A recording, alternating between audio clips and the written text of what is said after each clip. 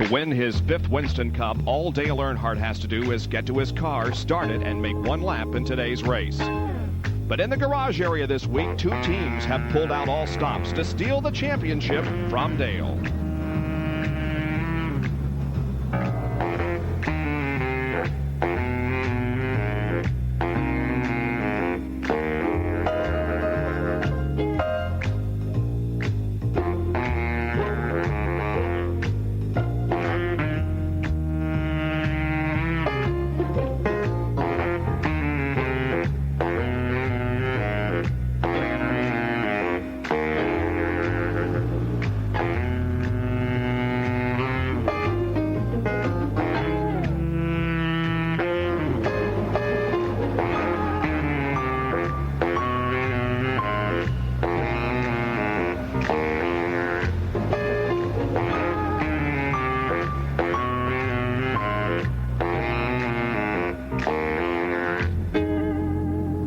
All those efforts have been thwarted. Dale is in his car, ready for the next step. The command has been given and the engines have been fired. Now, the next step is Earnhardt just making one lap. If he does, the cup will be his. He'll win his 5th Winston Cup title and the $1 million bonus.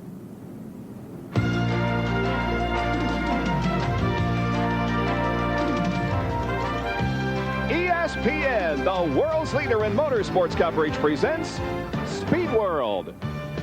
Today, live from Atlanta Motor Speedway, it's the last race of the 1991 Winston Cup season, the Hardee's 500. Atlanta Motor Speedway, which is sold out for today's race, is undergoing a tremendous facelift. Already a new high-rise grandstand is in place, seating 21,000 spectators. And above that, some suites where you can watch the race in luxury. Other improvements are planned here in the coming years. We came here 10 years ago for our first live telecast of a Winston Cup race on ESPN, and we are delighted to be back for today's finale. Good afternoon, everybody. I'm Bob Jenkins, and welcome to Atlanta. Well, the championship is all but decided. Dale Earnhardt, if he completes one lap, will win the Cup and the $1 million bonus. But as we take a look at the point standings, you can see that there's a tremendous battle for second place in the standings between Davey Allison and Ricky Rudd. That, too, and other positions will be decided here this afternoon. One driver who has been disappointed many times during the season isn't even in the top 10 of the point standings. He is 11th coming into today's race. A very emotional time for Bill Elliott, but he'll start on the pole for today's event. With more on that, here's Dr. Jerry Punch. Thank you, Bob. After an atypically lackluster season, it seems only appropriate that Bill Elliott would come to his home track here in Atlanta, Georgia, to bring down the curtain on 1991. See, after today, he bids farewell to a sponsor and car owner who stood by him for over a decade. 10 years ago, Harry Melling was convinced that this young, freckle-faced country boy from nearby Dawsonville, Georgia, had the ability and desire to compete in Winston Cup racing, and all he needed was a chance. Today, Bill Elliott realized this was his last chance to repay that kindness. And what better way to say goodbye than take them all out of winter? And as emotional as this scene was just moments ago, I've got to believe if the equipment holds together, we may get a chance to see just how awesome Bill can be. Let's go upstairs.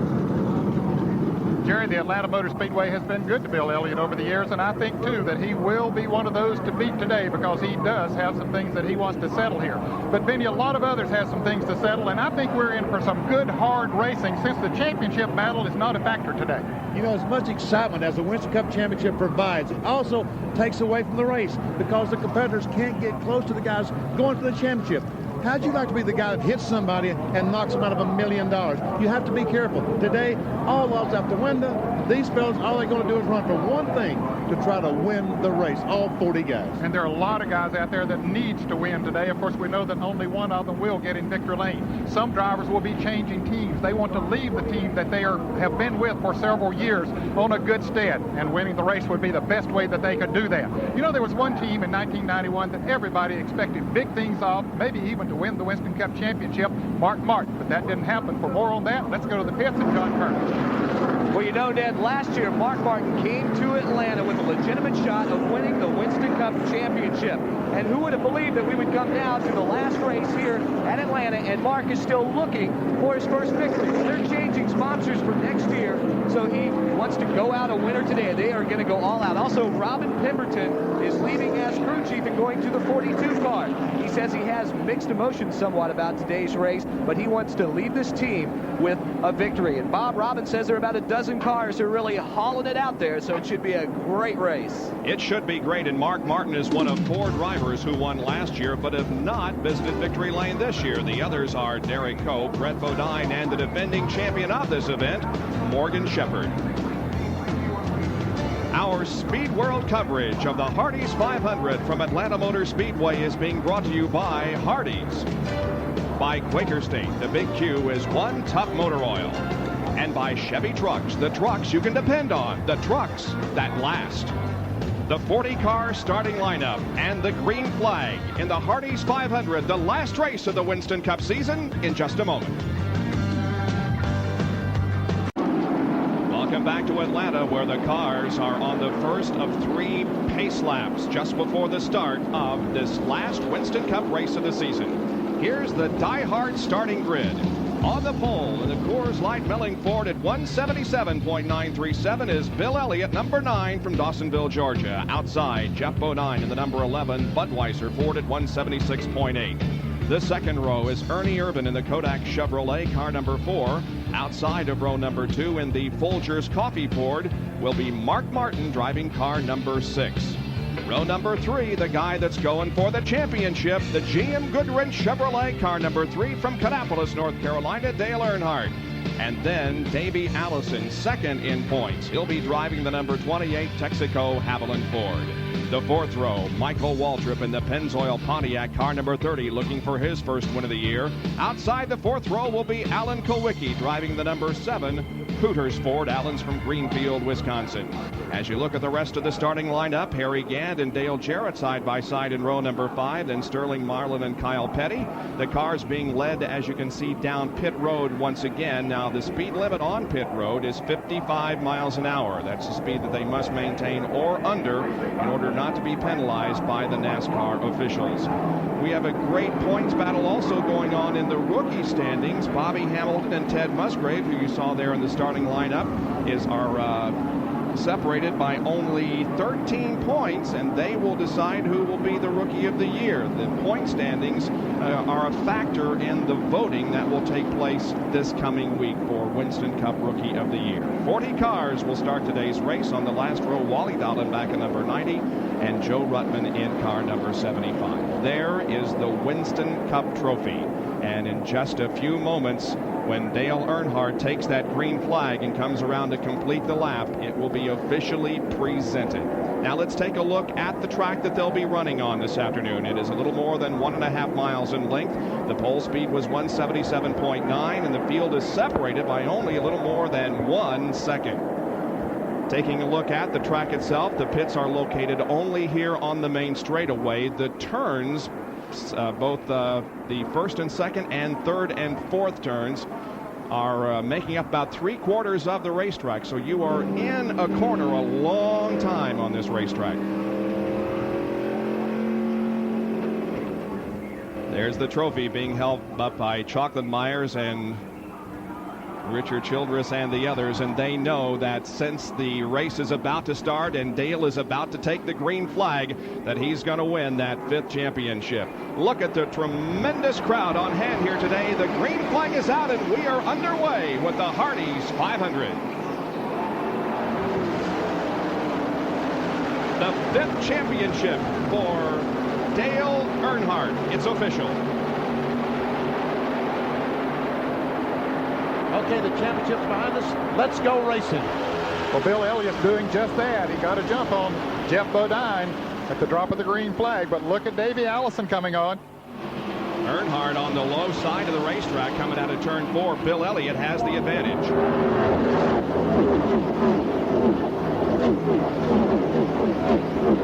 tight side-by-side battle there for second position at the line. However, right now it is Mark Martin who has moved into second position, but look at the advantage that Elliott has gained already. Davey Allison looking to the inside of Jeff Bodine. In corner number 3, looking for third position. Right behind Davey Allison is Ernie Irvan, who began the season with a win. Dale Earnhardt, meanwhile, is involved in a little bit of traffic. Earnhardt's on the inside and not going very well at the beginning, Ned. No, he's not charged, although he charged under Alan Kowicki there and got that position back, but he's not charging to the front like a lot of people expected him to. But I'll tell you, the way Bill Elliott and Mark Martin and Davey Allison are running up there, it's going to be hard to charge to the front. Look at Davey Allison now trying to move up on the Ernie Irvan car. And Irvan trying to get his Chevrolet up there around some of the Fords. Davey Allison right now running in 5th position, and John Kernan has a comment on pit road. Well, Bob, in talking with the crew this morning, they said, yeah, Bill Elliott is really, really fast, but only for about 8 laps. They say they're going to hang in it, and once Bill starts to slow down after those 8 laps, they figured they could catch him. They say they're going all out. This is the same car that they won 2 weeks ago at Phoenix. They didn't even plan to run it here, but when they pulled it off the truck and checked it out, Davey said, hey, this is it. They had planned on running 007, but that's no secret agent thing right now, I guess, Bob. Whatever I was trying to say. Well, Davey right now watches a good battle just ahead of him for third position as Ernie Irvan in car number 4 and Jeff Bodine in number 11 go at it wheel to wheel. Irvan grabs the slight advantage coming out of turn number 2, and Allison moves down alongside Jeff Bodine. Jeff Bodine seems to have a little bit of a problem keeping his car down in the turns. The Budweiser Ford number 11 going a little high. That leaves an opening down there for both Ernie Irvan and Davey Allison to get by. Then we said at the beginning we thought we was going to see a great race, and so far these fellas are really going at it. Earnhardt back in 7th position behind Michael Waldrop, and Dr. Jerry Punch has a report on pit road. Gentlemen, Dale Earnhardt has dropped back a couple of spots at the beginning of the race. I just spoke with the crew. They said that they think the car is a little bit tight. These are the tires they qualified on. The car was a little tight for qualifying. According to the forecast, they were expecting it to be a little bit warmer today, although I can't believe you could have any prettier day for racing at Atlanta Motor Speedway. Earnhardt finding a tight race car, and that should rectify itself in about 10 laps. Back upstairs. Yeah, maybe a little cooler than forecast, and maybe even a little more sunny, because they had predicted showers for Sunday a couple of days ago, but now they say the showers, if they arrive at all today, it won't be until quite late this evening. So we have an afternoon of excitement in store for you in the 29th race of the Winston Cup season. Fellas, I've been watching Kyle Petty in the Mellow Yellow Pontiac. When he's going through turns 3 and 4, he's been having some trouble. Now, he's by himself this time. He's been in there with some other cars. Let's see how he negotiates the turn this time. Well, he looks pretty good this time around, but the last 2 or 3 times around, he has been sideways through that turn. Maybe he's got it squared away now. He's in 15th position, Kyle Petty. Of course, he'll have a new crew chief next year. Robin Pemberton will be the crew chief on that car, and Gary Nelson will leave to go to work for NASCAR. He will become the technical director for NASCAR. Now we see Mark Martin closing in on Bill Elliott. So perhaps what John Kernan said earlier about Elliott running fast only for about 8 laps, this will complete lap number 10. But Mark Martin is certainly closing in on Bill. And John Kernan can tell us about the situation regarding Kyle Petty. John? Well, Bob, Kyle has radioed in and told Gary Nelson that the car is pushing just a bit on him right now. Gary says they anticipated the temperatures to be just a little bit cooler than they are. It's a little bit warm right down here on the track surface. They say it's nothing they can't live with for right now. They should be able to adjust it at the first stop. Well, we mentioned in our track description that about 3/4 of this racetrack is corner, and boy, you got to have a handling race car to get around here well. Each corner is a half mile in length, and each straightaway only a quarter mile. But the problem is that half mile, as you come off the corner, you really, truly, you're halfway down the straightaway before you really can lean back and relax. So you're right, about 3/4 of the race is spent in a strain. Now, to figure that out, it really would be 2/3. Half a mile each turn and a half a mile on straightaway, a mile and a half back. Just get the record straight.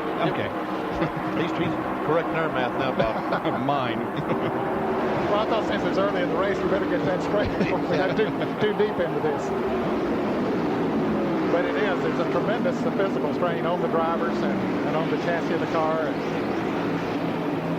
test everything.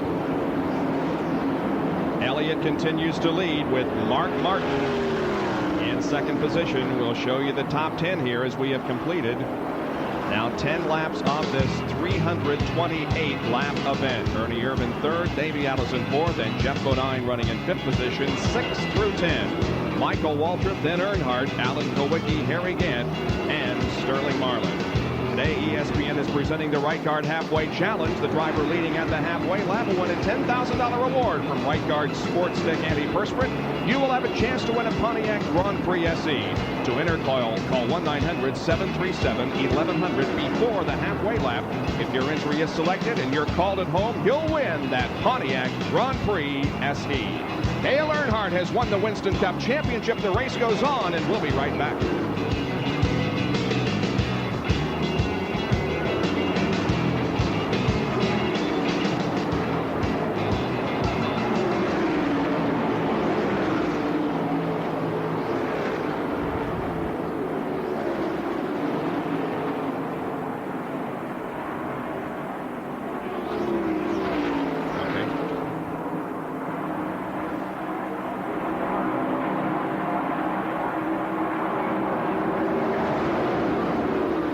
Looks like oil. Probably oil. Yeah, that's oil.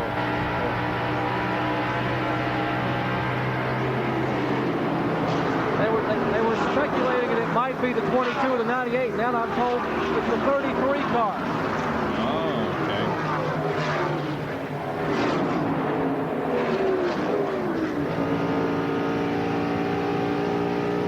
Well, I'm glad he's got one clear spot he took out. Oh, yeah, boy. Now in the world.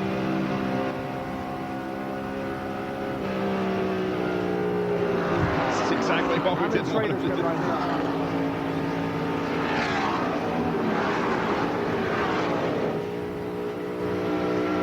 Yes.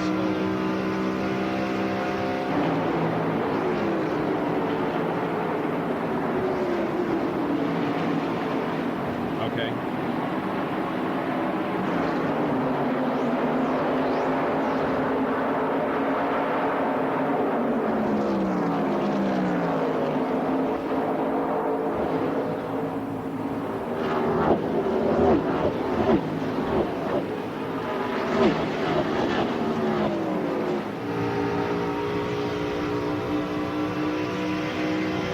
With 13th place Dale Jarrett here in the Hardee's 500 from Atlanta Motor Speedway as ESPN Speed World concludes the Winston Cup season for 1991. Dale is running in 13th position, and guys, it looks like somebody is oiling the racetrack because that is oil down on the track. Jerry Punch, can you report on that?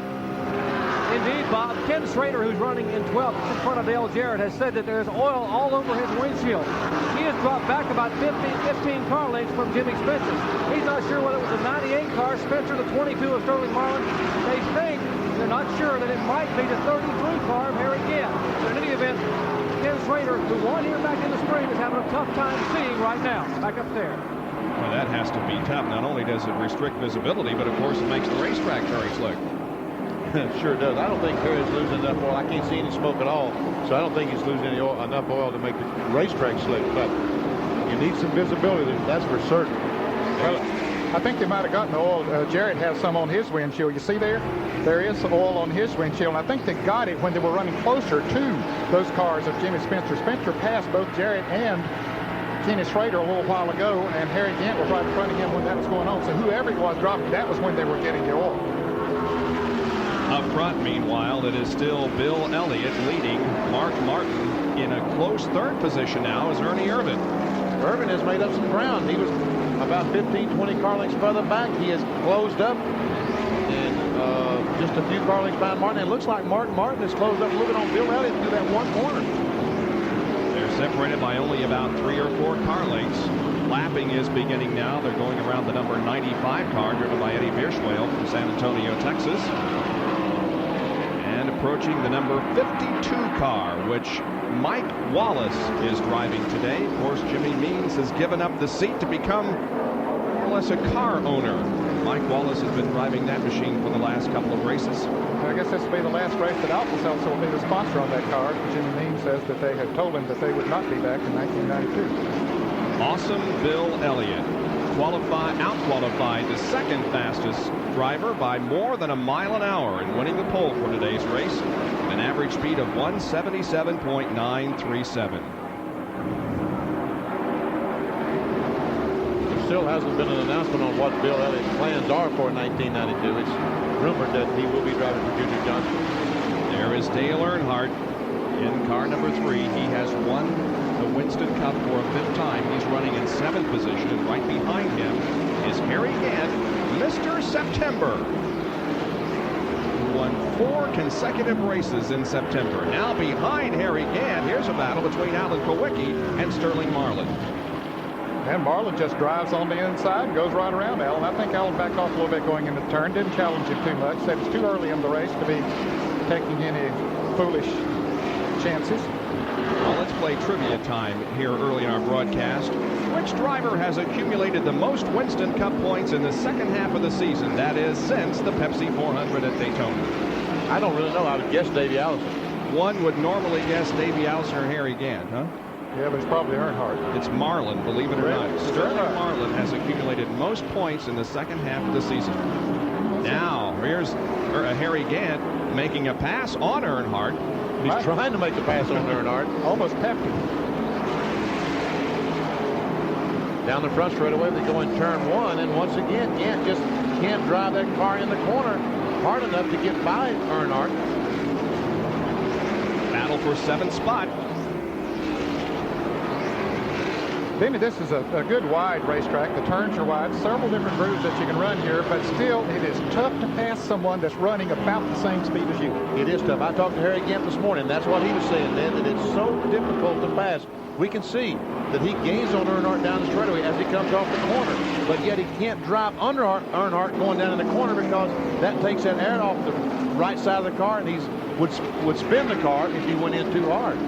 Now Mark Martin has closed within a car length and a half of Bill Elliott. Martin keeps his Ford Thunderbird on the low side of the track, and Elliott has the higher line. And one other championship that is being fought here this afternoon is the manufacturer's title. Chevrolet has not clinched it yet.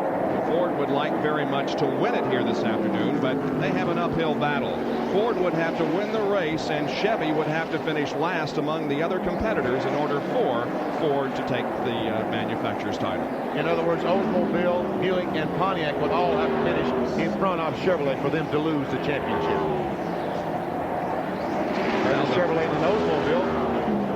The yellow and red car is Joe Ruttman on the inside, passing Rick Mast in the Oldsmobile. This is for 32nd position, but more importantly, it's for 20th in the point standings, the Winston Cup point standings, because the teams that finish in the top 20 point standings, they get their way paid to New York City in the banquet, and everybody else has to pay their own freight. Well, I think the top 10 get their way paid, but at 20th place is all that pays in the championship. And 20th place is worth what? About $25,000. 21st is worth zip. Nothing. Now Elliott and Martin and Ernie Irvin begin to wave their way through some of the slower traffic. That red white car on the inside, Wally Dallenbach, announced this week he will be driving a second car for Jack Roush in 1992, sponsored by Keystone Beer. Now Coors will not have their name on a Winston Cup car as they have for the last several years, but they will have their Keystone brand of beer on the second Jack Roush car driven by Wally Dallenbach. 26 laps have been completed. This is a 328-lap race here at Atlanta Motor Speedway. Right now, Bill and spin up in turn number 3. Looks like Michael Waltrip has hit the wall. He slides to the inside of the racetrack and puts the car down on the grass. Some heavy contact. We see Michael's hand out the window there. He's already getting out of the car, but some heavy contact on that wall going in turn 3. Boy, he really... It's so they're hooked up. See his air system that's hooked onto his helmet. He did not unhook it, so therefore he was having trouble getting out of the car. Well, here's a team that wanted very much with the Pennzoil sponsorship to win a race this year, but Michael Waltrip will have to wait until 1992 for a chance at his first Winston Cup win. 27 laps completed, the yellow out for the first time.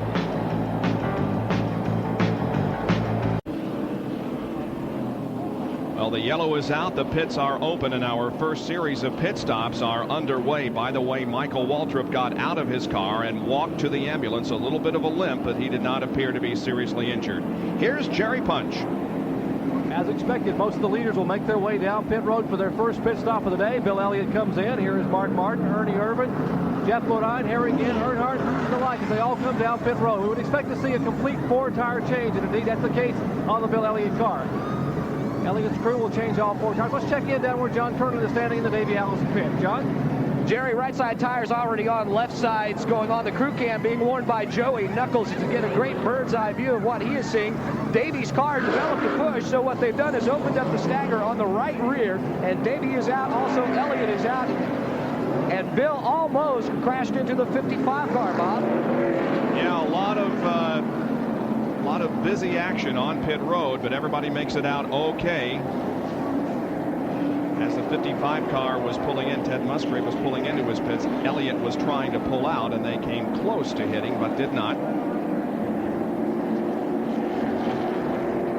Michael Waltrip's car, meanwhile, is being pulled to the garage area. Watch Elliott try to come out of his pit as Musgrave is pulling in. There it is. Wow, that was close. There's Harry again coming out. Everybody out safely. And the field begins to reform now for the green flag. We are under caution because of an accident down in turn number 3 involving Michael Waltrip. Back with more of our live coverage after this.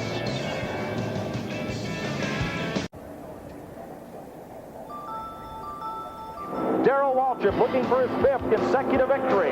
Now owns the low groove on the racetrack as they come off the corner. Waltrip made his move, but wasn't a lap too soon. The question is, did Bonnet let him go by, or did Waltrip beat him into the corner? Bonnet may still have something up his sleeve. Neil Bonnet into turn 1 retakes the lead. The Ford is back out in front. And Bonnet from Hueytown, Alabama, looks to win his 3rd race of the season. There's time, though, for one more exchange at the south end of the Speedway. Waltrip did it a lap ago. He's got one more shot. They lap by John Anderson. A blur at the bottom of your screen at 160 miles an hour. Here comes Yarborough. Yarborough, bottom of the racetrack. He's got Waltrip, and that will let Bonnet slip away.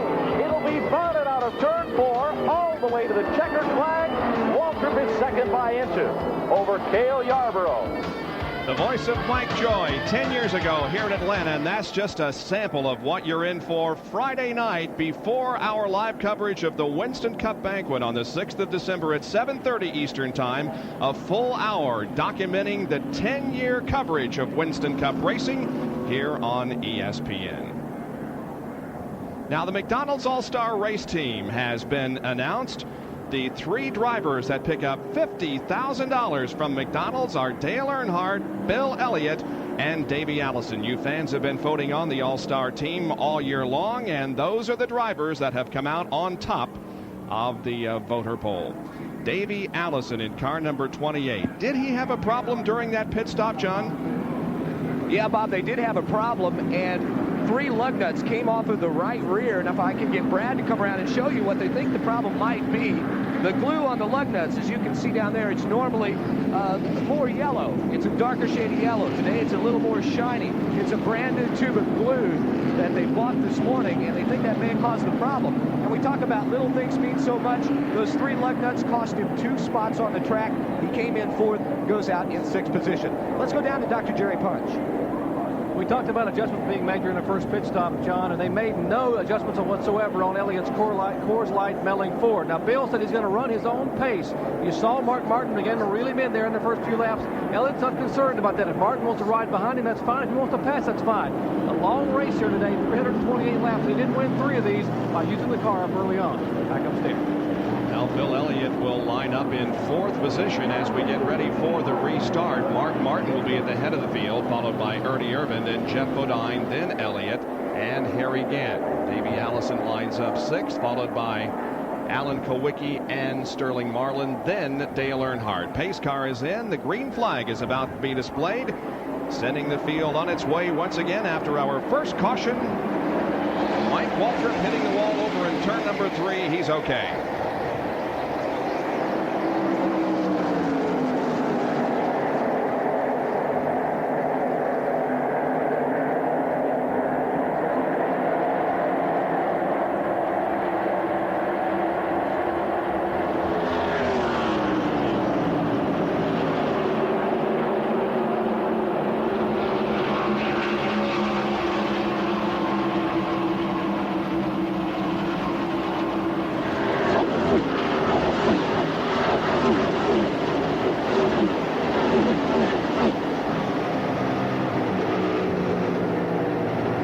Inside with Morgan Shepherd, the defending champion of this race.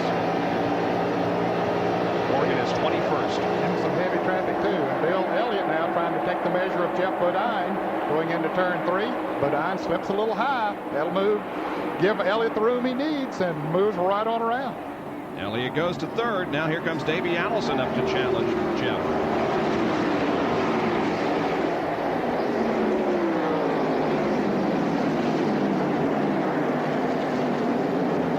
Tell you what, there's a bunch of Fords up front, isn't there? Just Ernie Irvin right now is the only General Motors product in that group. Yeah, in the top 5, 4 Fords and Ernie Irvin. As we can see that green and white car, that's Harry again. He is the 6th place car in an Oldsmobile. And he's about to move to 5th as we watch the action in the pack.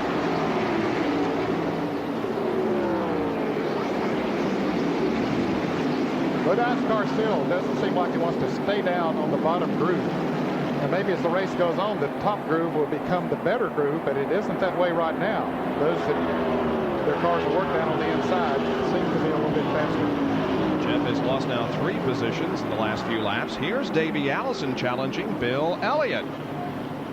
Before that pit stop, you couldn't touch Bill Elliott. He was gone, but now he's in 3rd, and Davey Allison is right on his back bumper. Well, they've changed tires, Bob, and this is the Bias Fly tire. I'm sure they put on brand new tires during that pit stop. The growth characteristics, we've talked about this many, many times. They really don't know what's going to happen as these tires get a lap or 2 on them. It could be that the tires, the growth characteristic is not what Bill Elliott wants. Ooh, he drives him beside of Davey Allison. Won't let him take that spot away. Bill will not give up without a fight.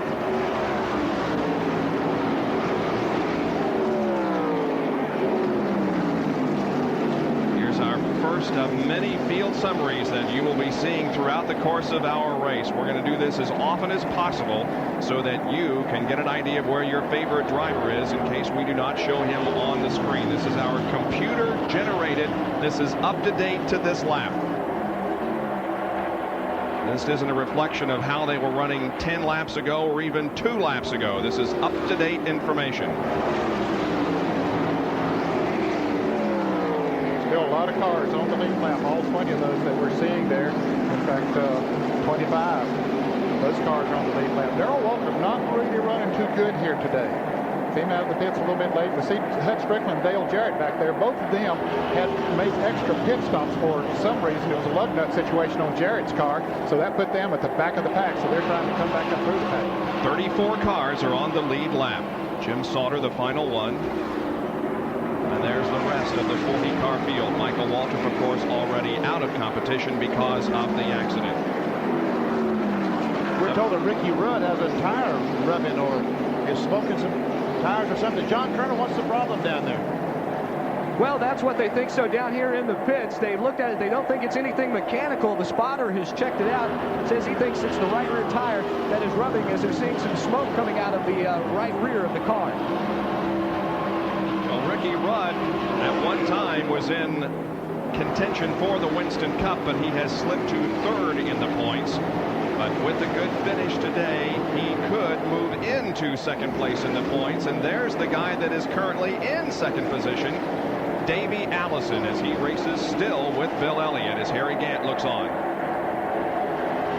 And he moves around with ease. Elliott didn't fight him too much as he pulled up and got beside of him. Ooh, they come awfully close coming off the turn, but here comes Harry Gant. They've opened the door for Harry. Let's see if he can go on in. He's in a bad spot once again on the inside. Now Harry needs to drive that car on in and clear Bill in, but he can't do that because he realizes if Elliott drives it on in there with him, he'll probably spin out as he enters the corner. Turns back to 24 degrees here at Atlanta Motor Speedway.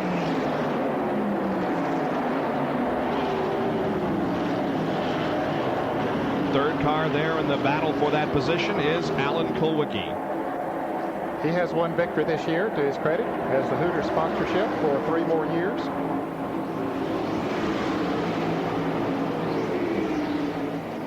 He would certainly like to get a victory here today, which would pretty well assure him of getting on the winner's circle plan for 1992. He's pretty far back in points. As a matter of fact, he is in 13th in points, and I doubt with the one victory that would get him on the winner's circle.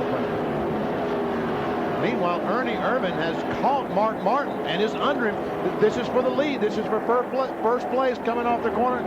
And Ernie Irvin has taken the Chevrolet to the front. Boy, he sure did. He just drove to the inside of Mark Martin and took over the lead coming out of turn number 4. And so we have our third leader of the afternoon, Ernie Irvin. And the Kodak Chevy Lumina is the leader, followed by Martin, Allison, Elliott, and Harry Gant.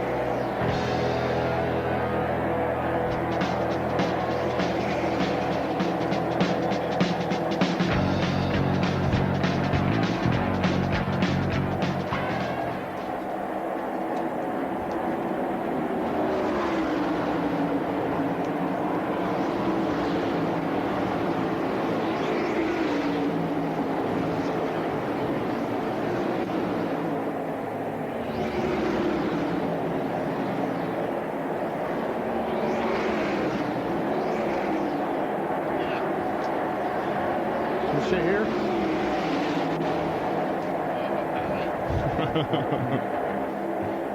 Coming off the second corner, they made it. Well, Jeff put on. Backing up. Jerry on Martin. Yeah. On Mark Martin, right?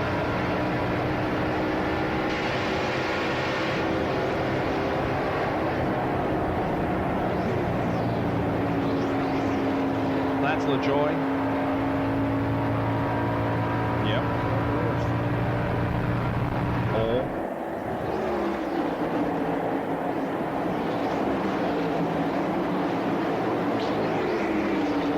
Okay.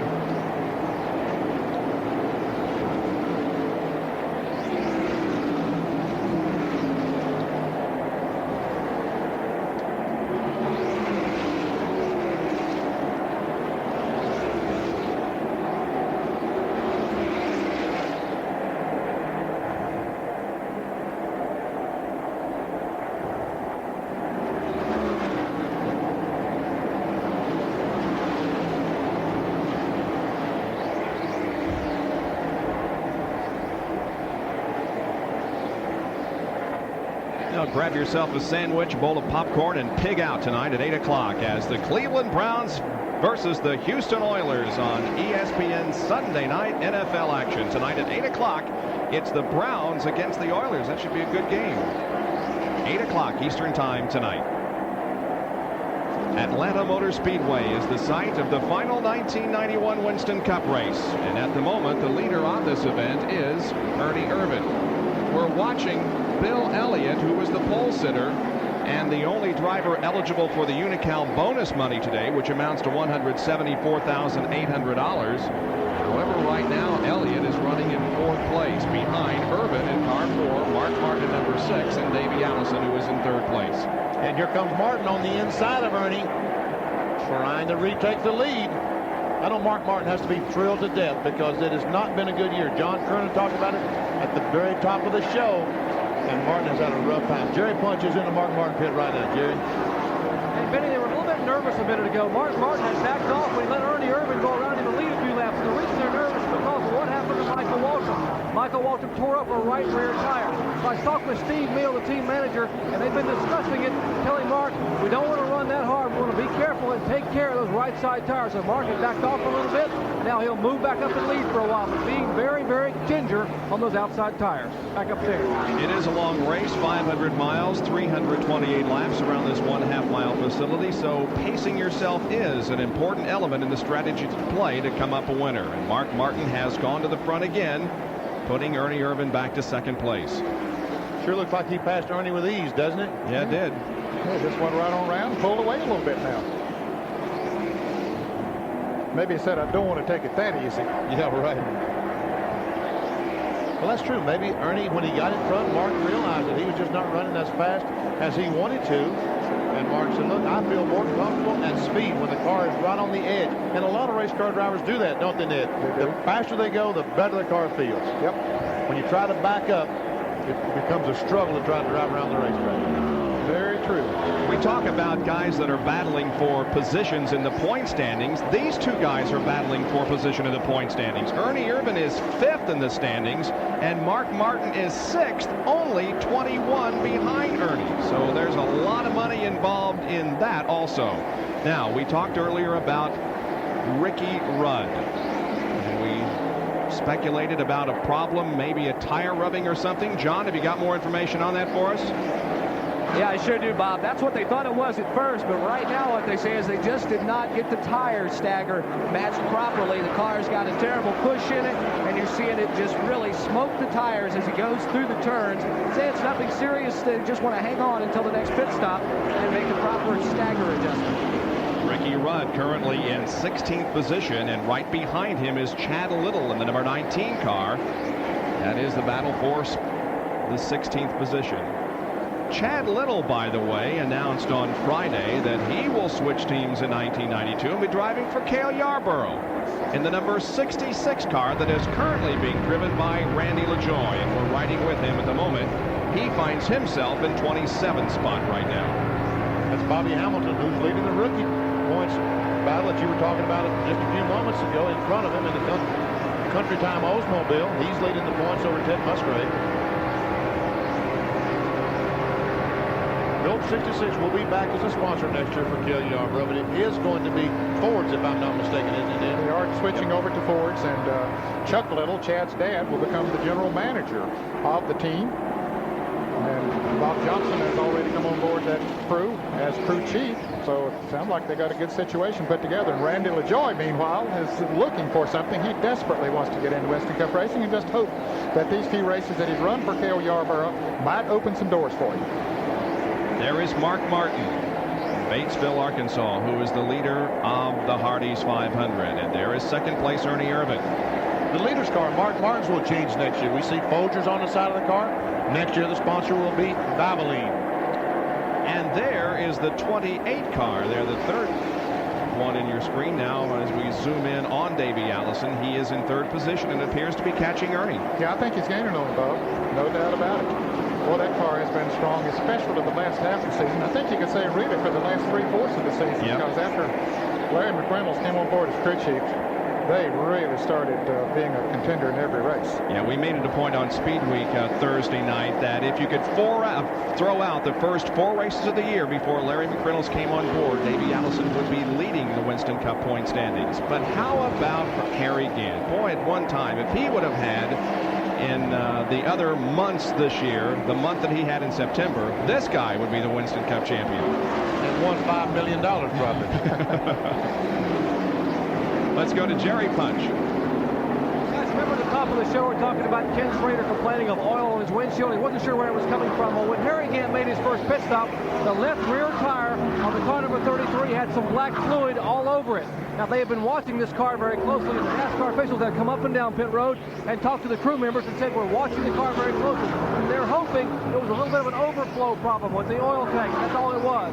Harry Gant has not complained at all in the car. They're still watching at 33 for any hint of smoke or possibly a leak on the racetrack. Back up there. All right, we'll keep our eye on that situation, Jerry, as Harry Gant continues to run, and we'll look for that possible oil leak. But there is Mark Martin and Ernie Irvin as they lap Stanley Smith. 59 laps have been completed out of 328 in the Hardee's 500, live from Atlanta Motor Speedway.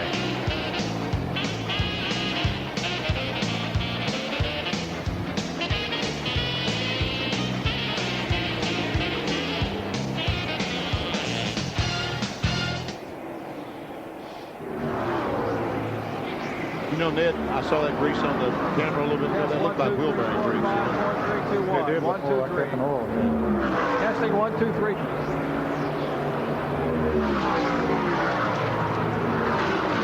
Okay. 1, 2, 3, 4, 5, 4, 3. Testing. Microphone check. Microphone check. We are told that Michael Waltrip is going to try to get back in the race. We hear on our scanning radios. Microphone check. 1, 2, 3, 4, 5. 4, 3, 2, 1. Yeah, well, look at this. They're working on the car. He's only 5 behind Kulwicki. We need to get that. Where is that, Kenny? The various points paying. Here it is. No, that's not it.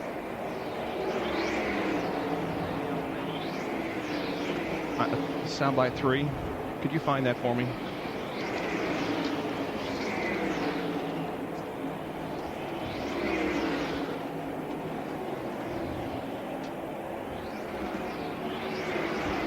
Once again, here's how to enter the Right Guard Halfway Challenge sweepstakes. Call 1-900-737-1100 before the halfway lap. Then stay tuned to see which driver wins the $10,000 reward. If your entry is selected and you are called at home, you will win a Pontiac Grand Prix SC if you can name the driver who was leading at the halfway point and won the Right Guard Halfway Challenge. There's our leader, Mark Martin, the red number 6, the yellow 4, right behind him, Ernie Irvin in second place. That's Rick Mast, the number 1 Skoal Oldsmobile that's being lapped by these two front runners. Back in the pack, here's Rusty Wallace, Sterling Marlin, and Jimmy Spencer. Spencer lost an engine in the final practice session last night. They put in an engine that has it doesn't have any laps on it, only on the dynos. It was a little bit of a question mark for Jimmy Spencer coming into this race today, but he's doing okay right now. He finds himself in, if I can find it, on our 11th position. Yeah, he's been running good. He moved up from the beginning of the race, Bob, and has come right along. And Jimmy Spencer stopped me down in the garage here this morning, wanted to tell me that they still do not have a sponsor. He drives for Travis Carter. In 1992, looking a little glum because Banquet Frozen Food is not going to be back. Planters Peanuts has been an associate sponsor on this car. They also are in negotiations as to what to do about next year. We hope Jimmy Spencer finds a sponsorship that will allow him to return to a full-time schedule. Here's our field summary again. The complete rundown of who is running where here on the 65th lap. This is up-to-date information.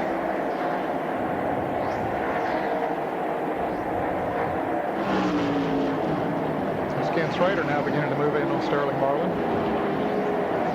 Ricky Rudd not having a good day. He just was passed by Dale Jarrett. Bodine brothers running 21st and 22nd. Darrell Walker still way back in the pack. His car just not handling too well.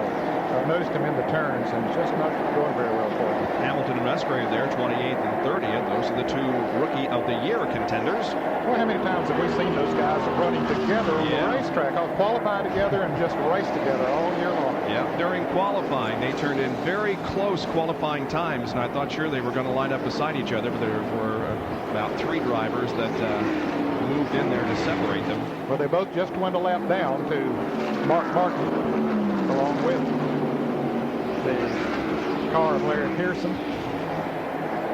We're watching 11th and 12th place there momentarily, but now we move back up front to see how Mark Martin is handling this thing as the leader of the race.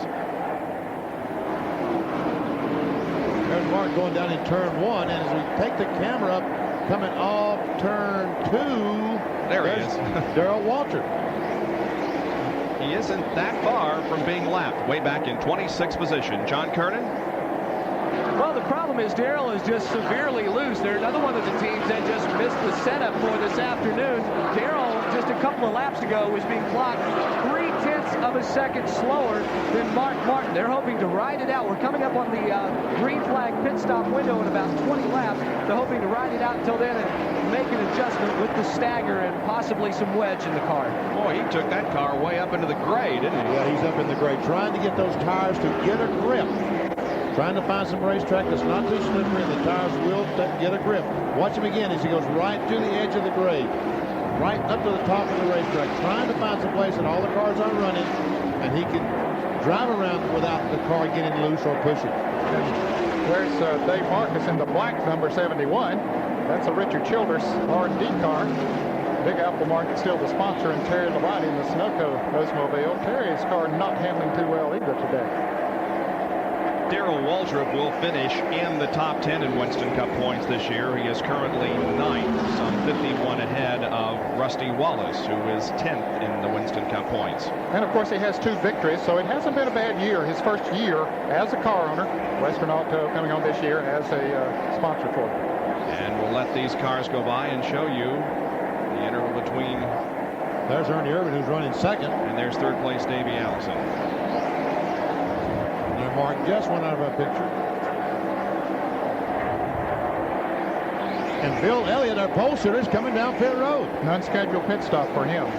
He was running in 5th spot, but on the 70th lap, he comes in. Jerry Punch, he's headed toward you.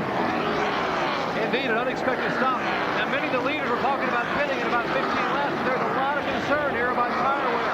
They are very nervous about what happened to Michael Waltrip as I said before. Now Elliott's crew changing. And there's a car in the wall, Jerry. Looks like Mike Wallace. Turn 2, Mike Wallace is in the wall. Bad timing for Bill Elliott's pit stop because the caution is out. Mike Wallace's car slides to the bottom of the racetrack into the grassy area in turn number 2 after making contact with the outside wall in turn 1. There's the Alka-Seltzer Pontiac driven by Mike Wallace. You can see the damage to the right side of that car and the right front. And it is an unlucky break for Bill Elliott, who was caught in the pits during this crash.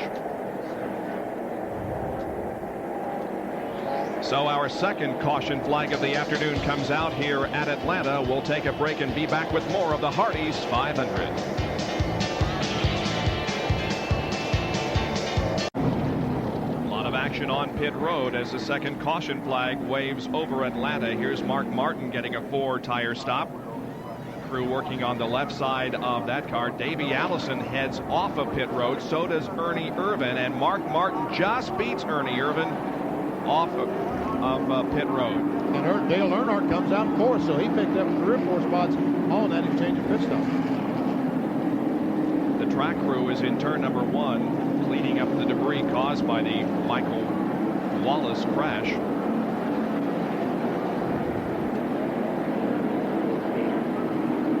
saw Michael Wallace's car earlier. He backed in the fence up in turn 3. It looked like Mike Wallace's car just went head on in the fence when he lost a right front tire. So. Jerry Punch was talking that maybe there's some people a little bit nervous because of what happened to Michael Waltrip and now to Mike Wallace if he had a tire problem going into that turn. We saw Bill Elliott come into the pits for that unscheduled stop a little bit earlier than we thought it would be. And I'm sure, Benny, that they were a little concerned about tires, maybe because of what happened yesterday. Yes, if you watched the ARCA race yesterday afternoon, that's what happened to Phil Parsons, was that both tires were blistered. And he blew a right front tire and hit the wall hard up in turn 3 and wiped out one of Harry Mellon's cars. So I'm sure they were concerned about, showed some concern by bringing Bill Elliott in for early, as we see Randy LaJoie in. He's had a contact with something because that hood is bent. Yeah, we understand he made a contact with the wall out there somewhere.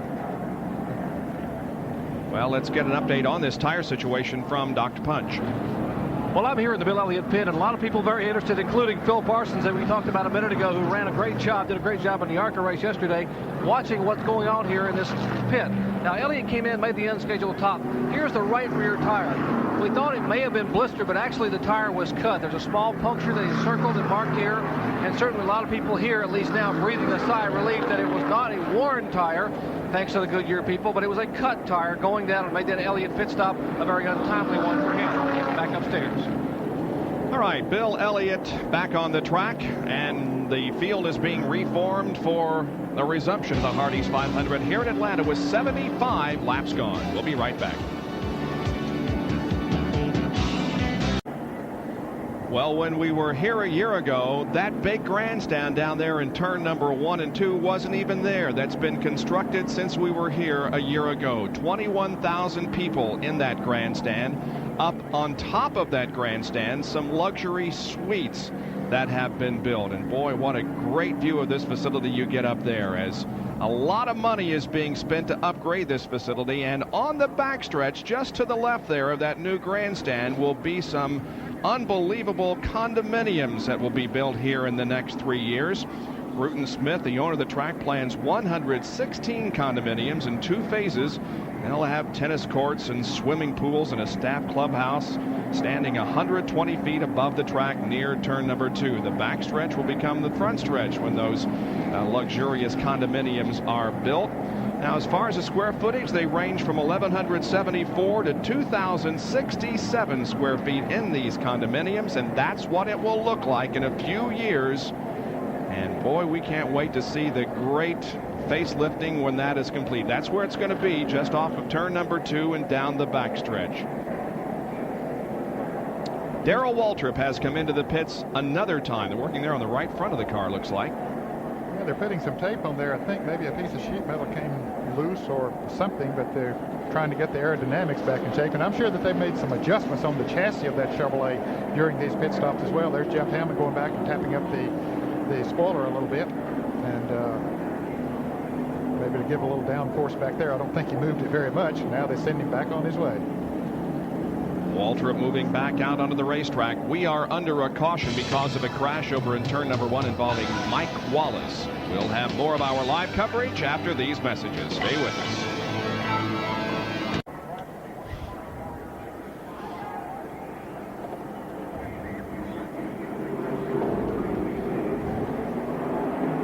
Just as you rejoin us, the green flag comes out and we are back to racing at Atlanta Motor Speedway.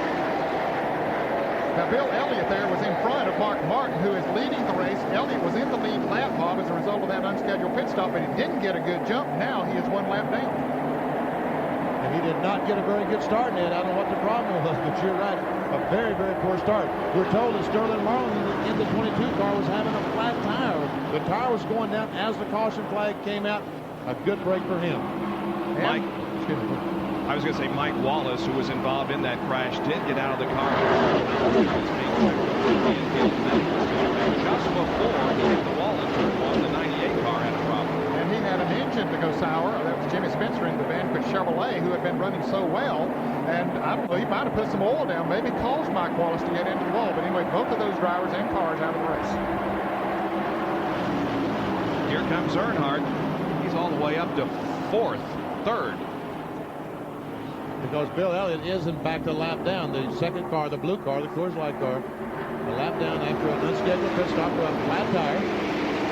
And for those of you just joining us, Dale Earnhardt has clinched the Winston Cup Championship. He did that by simply taking the green flag and completing a lap.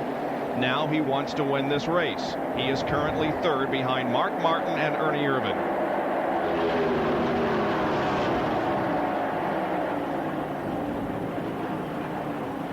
Elliott trying to unlap himself. Boy, did he close up on Mark Martin coming off turn 4 and pulls alongside and goes by. He may not have had a very good start, but he's got the car running well now. That looked like Awesome Bill, didn't it? That's right. The old Awesome Bill. Yeah, we've seen him before. What about that time at Talladega when he got about 5 miles down and made it all up under the green flag? Yep. Well, he's strong here today. And he has no choice now being able to run hard. He had to punish that car, get up there and get around Mark Martin, and now he's got to stay out in front of him and hope for a caution. Ernie Irvan, meanwhile, has closed up on the back of Mark Martin and challenging for the lead of the race.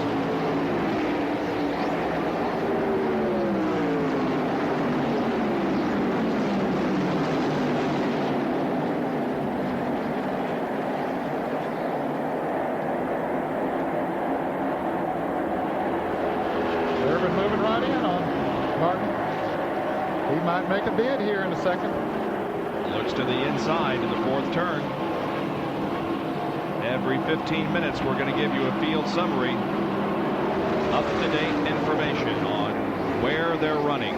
As we get a little farther down in the field, one driver that will be in the pits while that's coming on will be Terry Labonte, an unscheduled pit stop for the Sunoco Oldsmobile as Ernie Irvan looks to take the lead. And he is going to do it at a pit. Yes, he did. Got a good bite coming off turn 2 and takes the lead. Ernie Irvan goes to the front. And meanwhile, Dale Earnhardt has closed up on the back of Mark Martin. Now here comes Davey Allison.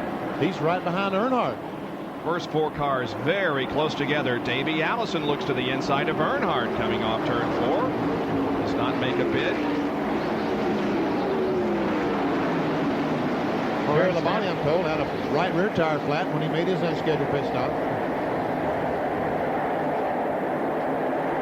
And fellas, we talked about Mike Wallace when he hit the wall down there. We first speculated that he might have run over something and cut a tire. They are saying now that that is what happened, that he didn't get the oil out of Jimmy Spencer. Davey Allison still trying to wrestle that third position away from Dale Earnhardt.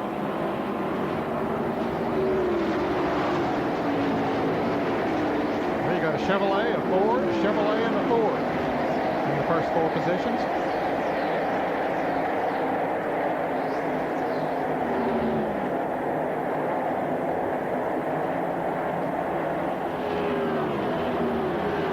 In the pack, meanwhile, the number 53 car being driven by Bobby Hillin this weekend, Brett Bodine and Jeff Bodine. The Bodine brothers running bumper to bumper. And that Jeff is 16th, 17th, and 18th. And there's caution, there's trouble. Kenny Schrader has hit the wall in turn 4, causing a traffic jam, but no other car involved in the incident. And Schrader's car comes to a rest just off of turn number 4 here on the main straightaway, and heavy right side damage to the Kodiak Chevy. Oh, Lord, of course, Schrader won the race here in the spring at Atlanta for his only victory. I think that's right. No, he won at Dover, didn't he? Also. Yeah, Schrader has won twice and is in 8th position in the point standings. Bill Elliott did in fact get his lap back. Bill Elliott got his lap back. And there is Ken Schrader as we pick up the replay, who had already made hard contact with the 4th turn wall and slid all the way against the fence for the most part down to where it is stopped just outside of turn 4. Let's go to Jerry Punch. Ken Schrader, first of all, is okay. Just talked to crew chief Richard Broom here at the pits. He told Broom that something just broke in the right front and the car veered directly up into the wall.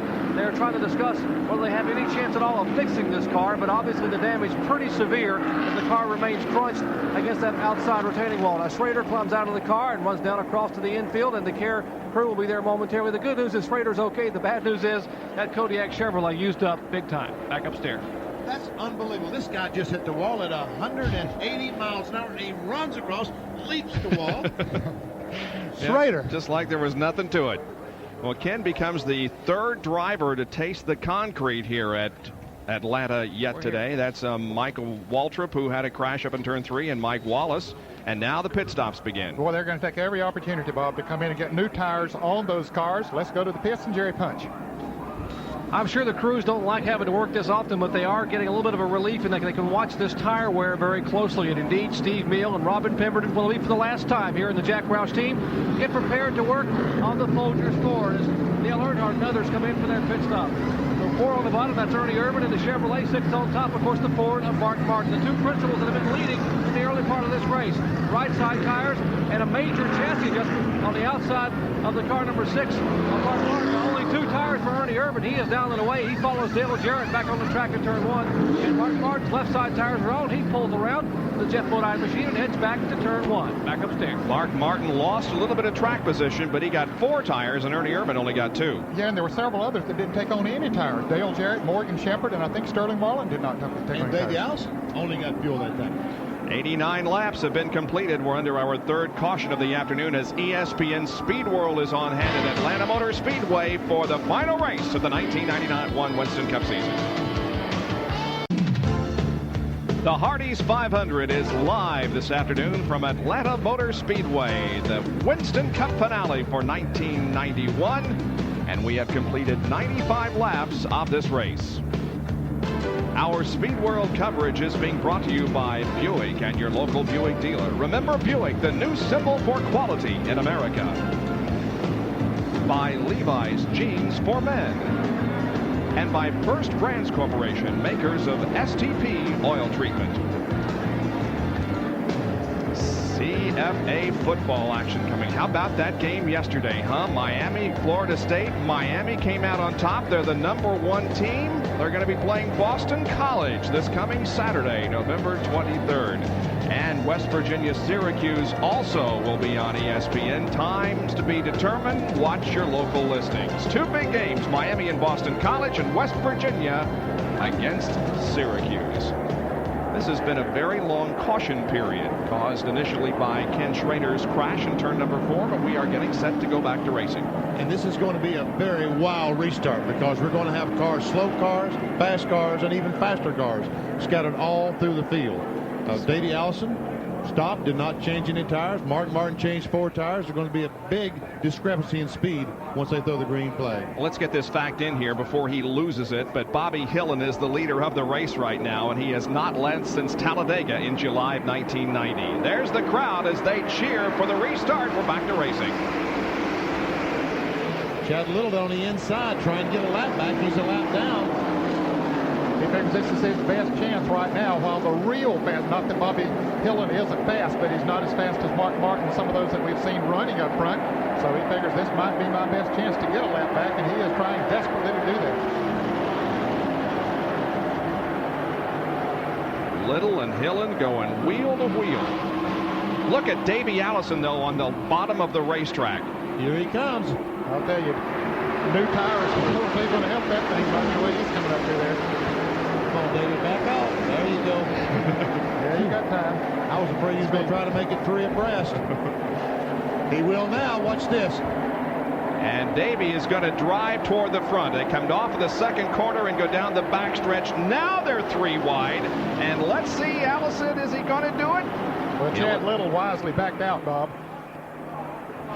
And now Allison and Hillin are side by side, and Allison will take the lead. Now let's go to John Kernan, who can update us on what they did to Allison's car. Well, Bob, the tire wear that they've been checking down here has not been that bad on Davey's car, so they opted just to top off the fuel tanks. However, he was been running just a little bit too tight, so they loosened the car up just a bit, and they feel that they can run out there with the other cars and lead this race for quite a few more laps. Say they hope to lead it up until their next pit stop. Well, I think I was a little premature in saying that Davey was going to get the lead and drive away, because Hillin is right there, and they're running side by side. Yeah, it hasn't been that easy for him. Now it is. Rusty Wallace is right there in third. Here comes Rusty, and he takes that spot away with ease. So, can Rusty get up and challenge Davey Allison? Well, we haven't seen or heard that much of Rusty so far today, but he started way back in qualified on the second day in 24th position. Earnhardt is caught in some traffic along with Dale Jarrett and Bobby Hamilton and Mark Martin. I would say that's an understatement because some traffic. Big group of cars. 3 wide going to 1. You're right, Benny. It's going to be wild. That's what Dale Jarrett's seeing on his windshield. He's trying to go by on the outside, but he's wondering, is Earnhardt going to be on the inside? Is he going to come off turn 2, 3 abreast? I hope they make it. Chad Little backing off. Dale Jarrett also backing off. You heard him get off the throttle. Look at this. They're definitely 3 abreast there with Rick Maston, Larry Pearson, and Chad Little bumped a little bit as they come off the corner. Boy, this is a wreck waiting to happen. Yeah, it is. Well, Jarrett decided he'd rather be down on the inside, so he got out of that outside groove, got behind Chad Little, but Harry Gant goes by on the outside. Couple of Chevrolet side by side. Earnhardt in the black 3, the yellow 4. That's Ernie Irvin on the outside, and Earnhardt goes up the hill, and fortunately Ernie went with him. Here comes Mark. Look at this, 3 wide off the corner. Martin to the inside. The meat in the sandwich is Earnhardt and then Irvin. And Morgan Shepherd comes up in the 15 car. And Mark Martin was the guy that backed out. I thought he had the preferred groove down on the inside, but he said, hey, this is not going to be too smart. We're too early in this race to take any chances, so he backed out. He said, I'll get a run at him again. This is exactly what I was talking about at the top of the show when I said we're going to see some real racing. You know, if Earnhardt and somebody else was racing for a championship, these guys could not get that close to it and take a chance to eliminate this winning $1 million. Now they don't mind it. Earnhardt has already won the championship, and so it's every man for himself. Meanwhile, up front, Davey Allison has checked out as we watch out the windshield of Morgan Shepherd's Motorcraft Ford. Still some heavy traffic there behind Shepherd. That's the winner last year, that 15, Morgan Shepherd, currently 9th. There is Allison, and the advantage that he has on second place, Rusty Wallace, and third place, Bobby Hillen. And now Dale Earnhardt and Mark Martin are running together again.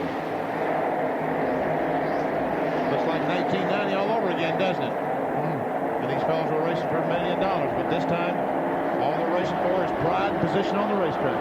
They're battling for sixth right there.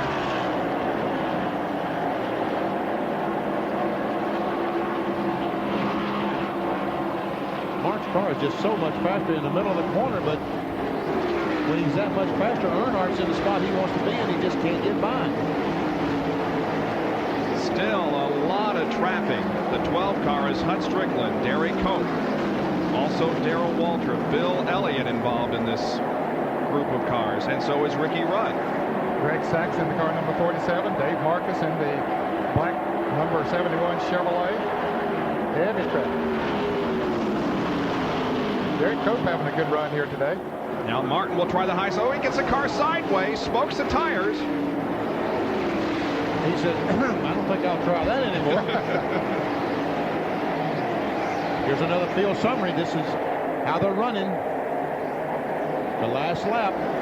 Look at Larry Pearson, 10th. Good run for Larry today. Kellogg's Cornflakes Automobile. Hal Petty up in 14th. Rick Wilson, the Snickers Buick, 15th. Good run for him. But look at old Ted Musgrave up in 11th spot. Well, he's being passed right now by a bunch of cars over in turn 4, but he is having a good run. Still 3 abreast racing back in the pack. Rudd and Elliott trade some paint. And now Dale Earnhardt goes inside of Ernie Irvan. While these guys are racing each other, Davey Allison, he just up there and said, thanks, fellas, and driving away off into the sunset. He says, you just keep running side by side like that, I'll run away from you. Oh, yeah, that's the best thing that could happen here. Of course, with Rusty Wallace, they're not battling for second here. Rusty Wallace is running second. Bobby Hill is third. And in fourth place is Sterling Marlin. This is fifth that we're watching here right now. Fifth, sixth, and seventh. Earnhardt just took fifth. Martin just took sixth. Ernie Irvan shuffled back to seventh. Irvan got the car up a little bit high in the corner, allowing both Earnhardt and Martin to drive below him. And Davey Allison, there he is, now is running all by himself. But is Davey Allison completely happy with the way this thing is running and handling, John? No, Bob, as unbelievable as that may sound, Davey says, hey, the car is still pushing. It doesn't want to turn to the left when I get into the turn. So the crew is working very hard. You might call it about a $100,000 bonus that they're looking at, the difference between second and third in the points. Not only are they trying to win the race, they want to finish second in the points, and they are just working down here. Ryan Pemberton measuring tires to make sure the next set is properly staggered. They've also gone as far as to pull a spring out of one of the boxes that would match the type of spring in the car, and they've found a rubber that will fit in there perfectly just in case they need to do that on the next pit stop. Well, Davey Allison is leading for the first time today. He has led 23 of the 29 Winston Cup races. He has led more laps, more miles, and more races than anyone in Winston Cup competition this year. We'll be right back.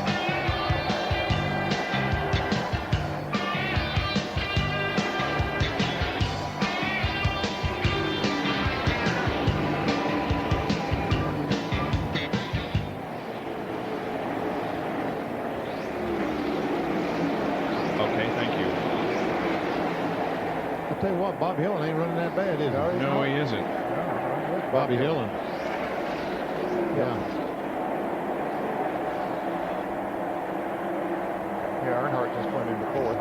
Mark Martin going into fifth. Passing Marlin.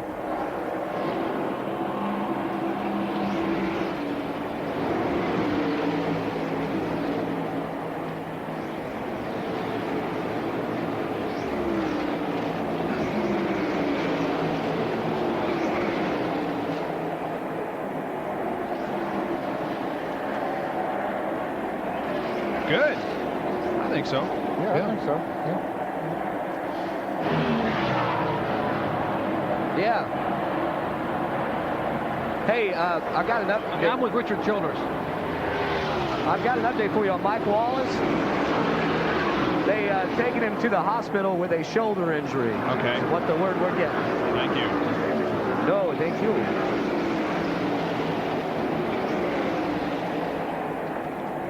Okay.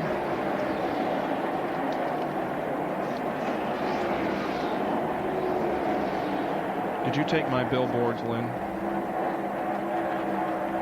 We're getting closer to the halfway point. To enter the right guard halfway challenge sweepstakes, dial 1-900-737-1100 before the halfway lap. If you're called back during today's race and you can name the driver who was leading at the halfway point and won $10,000 from right guard, you'll win a new Pontiac Grand Prix SE. The right guard halfway challenge coming up on lap 164, and we're now at lap 115.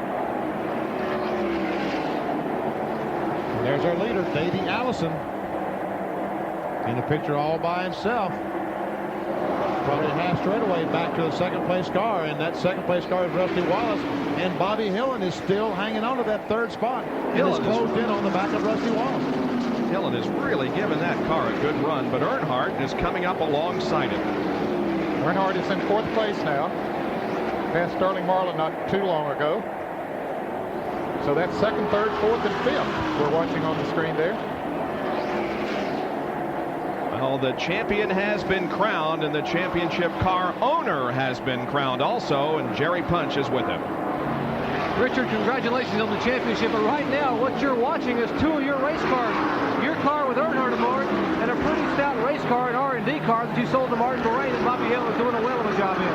Yeah, you know, he's running some stuff in this race that we want to see how it's going to do next year. And Bobby's doing a good job, and Dale, Tony Erie with Dale's Bush team, they're taking care of the car. Now, all them guys worked hard this week doing a real good job. They're giving us our money's worth. So you're all smiles. Whatever you're testing in the motor, that 53 car is working pretty well. That engine's awfully stout.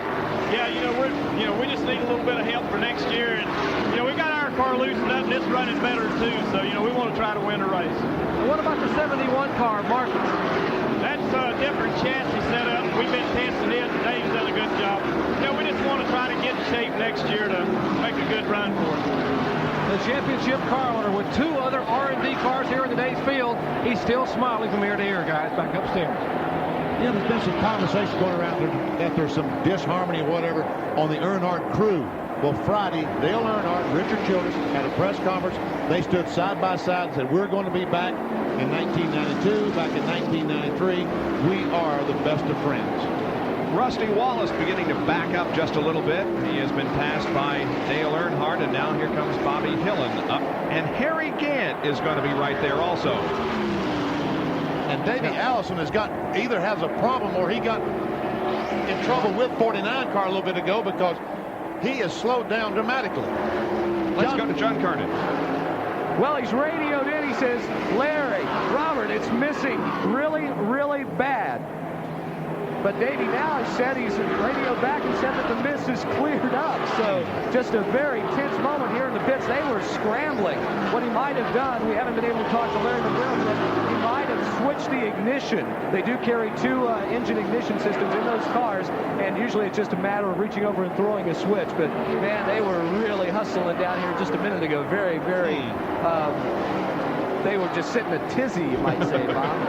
What could that be all about? What would cause the car to miss like that for just a short time? Well, it could, as John said, could have lost one ignition system, and maybe Davey thought real quick and flipped over to another system. Well, the guy on the move at the moment, as we watch the field come through, is Harry Gant. The number 33 Skull Bandit is fast. Now, look at the back end of that car. You can see the oil on it. And remember, earlier in the race, there was some speculation that he may be losing some oil, and there is evidence of that on the back end of the car. We're told that the 28 car, the engine actually stopped, and Davey flipped on a different ignition system, and the engine started back up, and away he went. Had to be a scary moment for him. Wow. But now look at both Earnhardt and Mark Martin as they close in on Davey. Yeah, they closed dramatically on that one lap when the engine stopped, but even since it's running again, they're closing in every lap.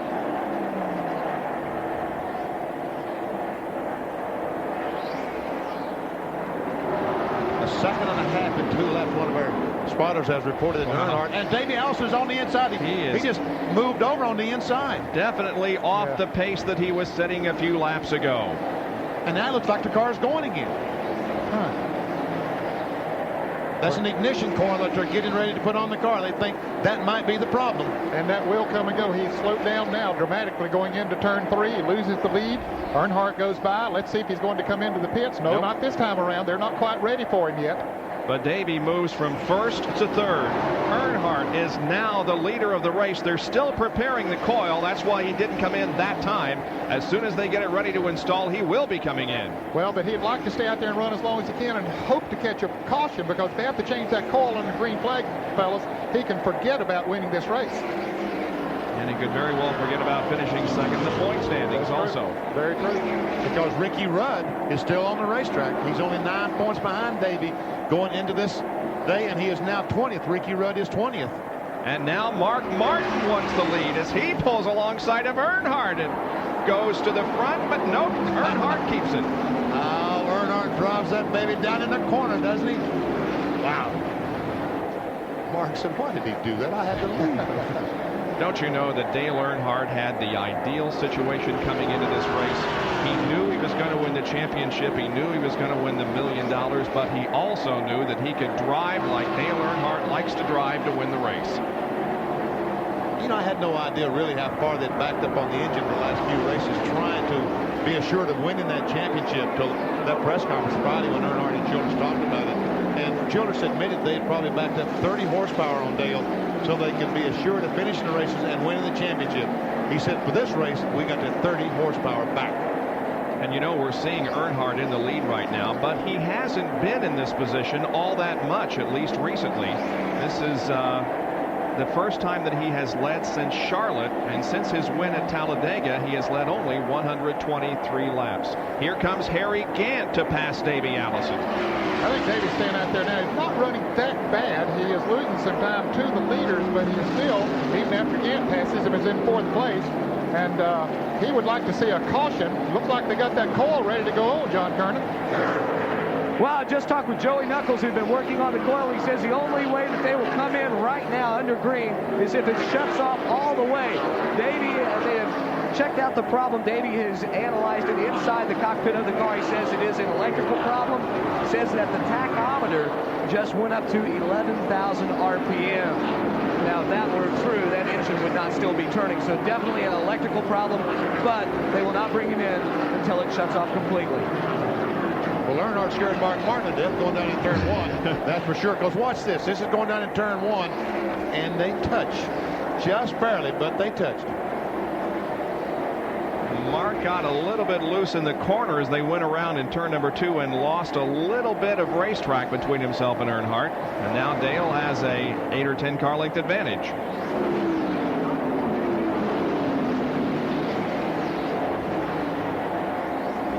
Dale Earnhardt, who has already won the Winston Cup, now leads the race as we are live at Atlanta Motor Speedway for the Hardee's 500. 129 laps completed.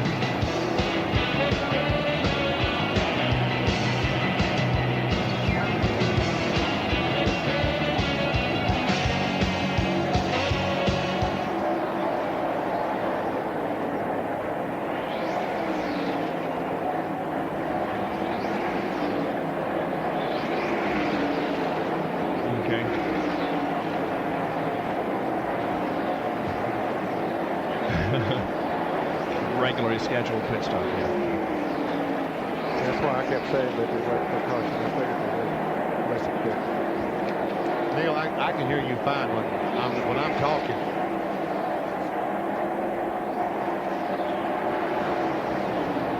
Looks like the 4 car's dying too. Yeah, he's having trouble.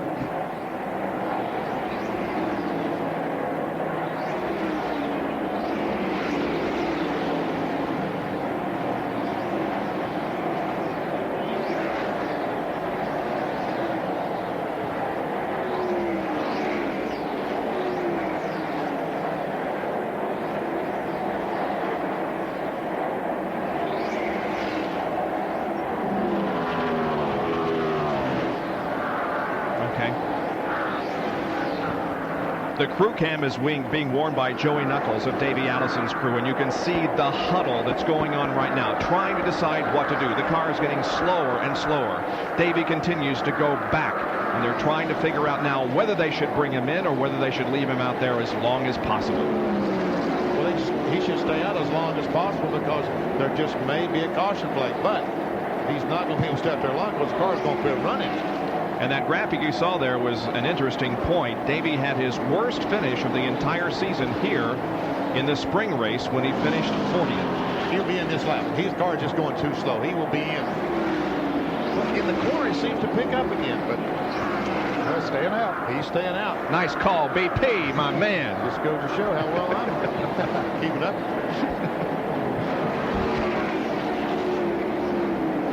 Car's smoking now, isn't it, Dave? Looks like I saw some smoke out of the back of the car.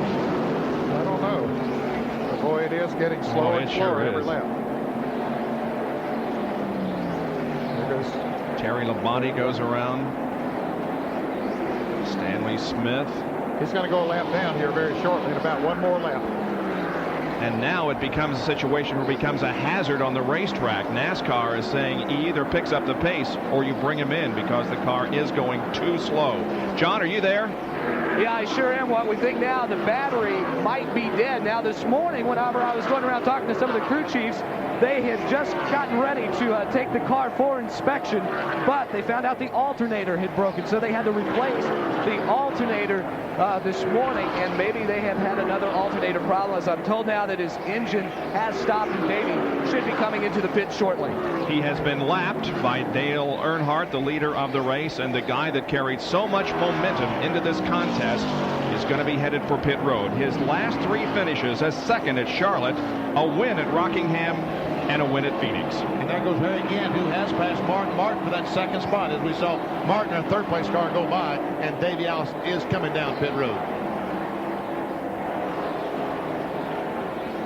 He could be relinquishing second place in the points here. The difference between second and third place in the bonus points, bonus money, $330,000 to the second place finisher and $225,000 to third place. The crew swarms over the car and goes to work. And they're probably going to change everything that's reasonably easy to change on that race car, not knowing exactly what it is, as Bobby Hamilton comes down pit road and makes a pit stop.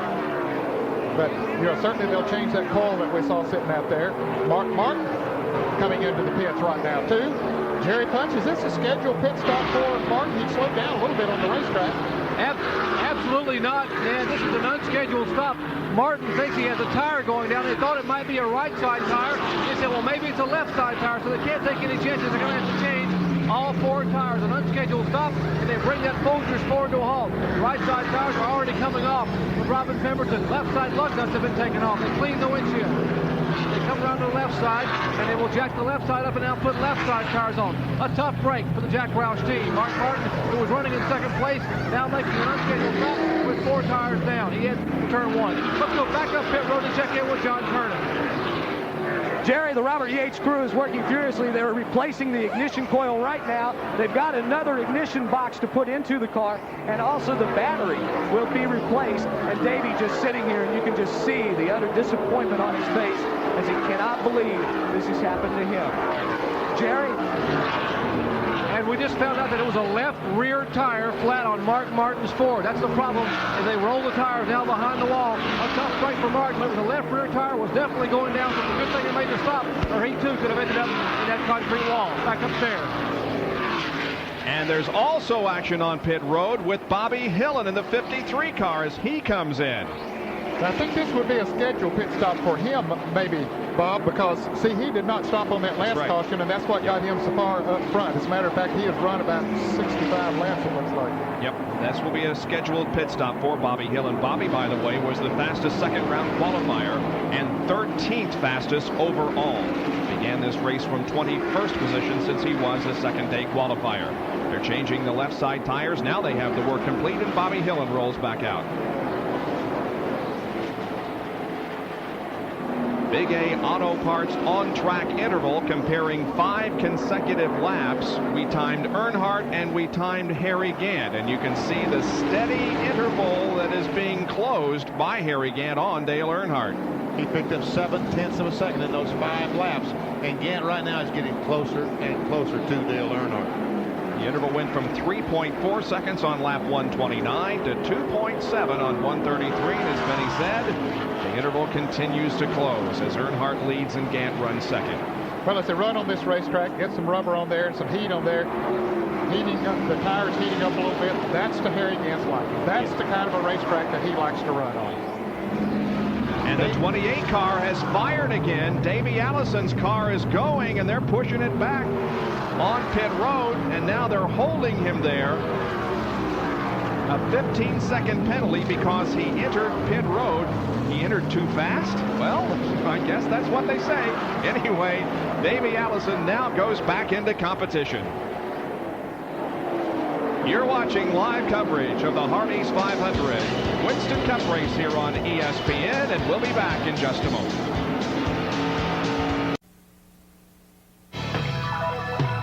Harold Kenders shows the white flag to Bill Elliott and Richard Petty. This is the final lap at Rockingham, less than a mile to go.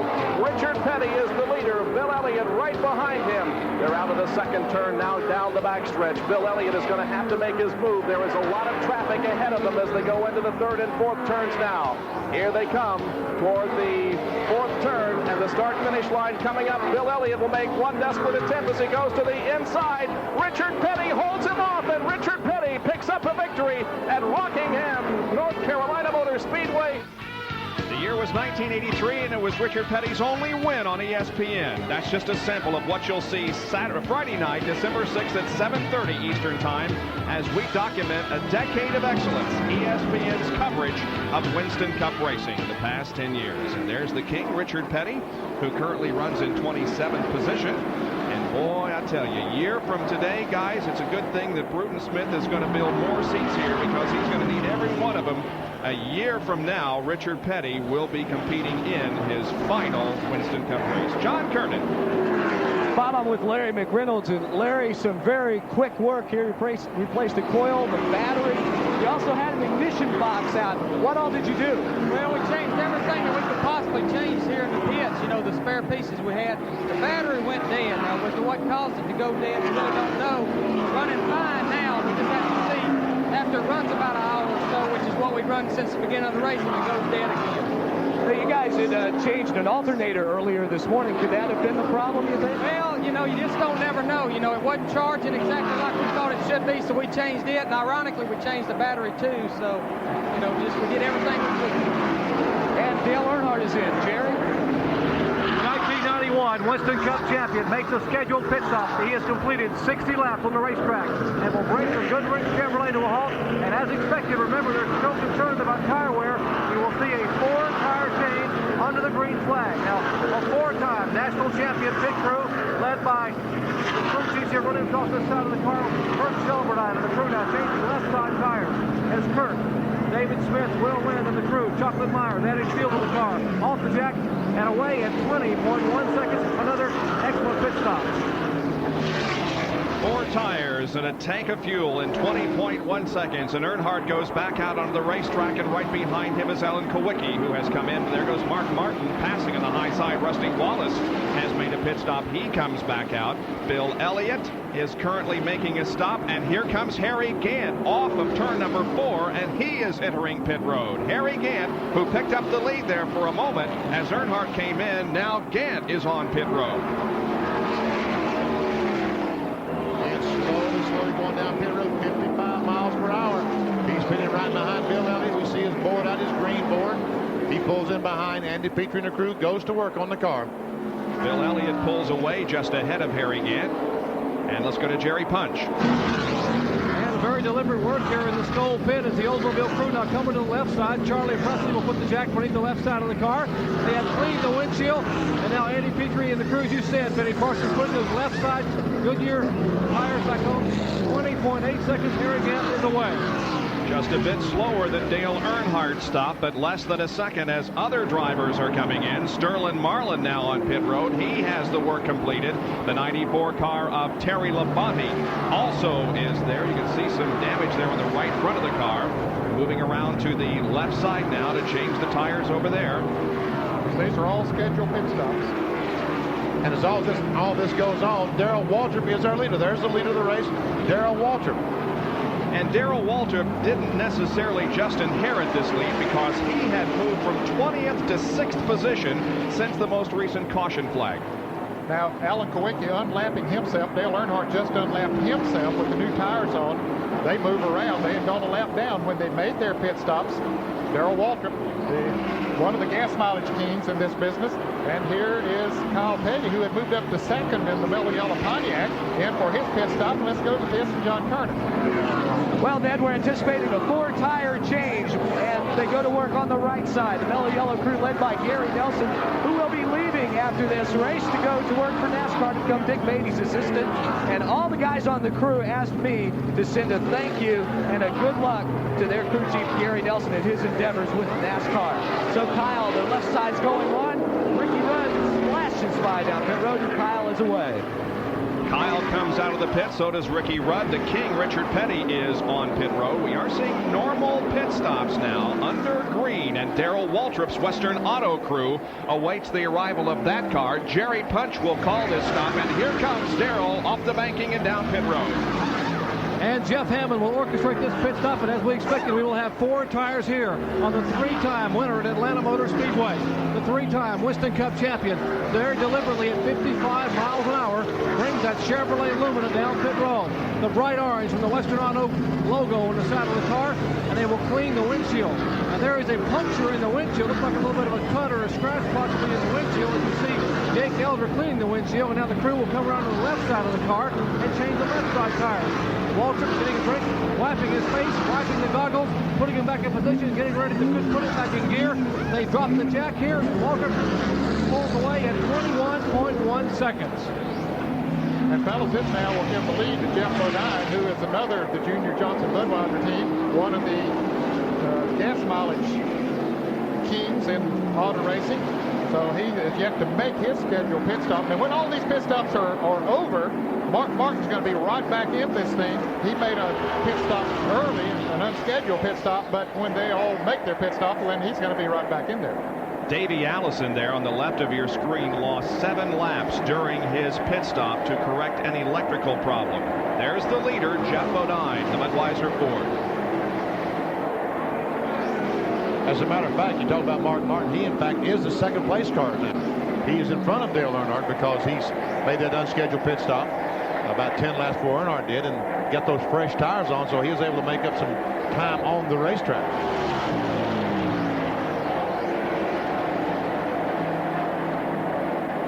Jeff Bodine, the winner at Charlotte. Here he comes in the pits.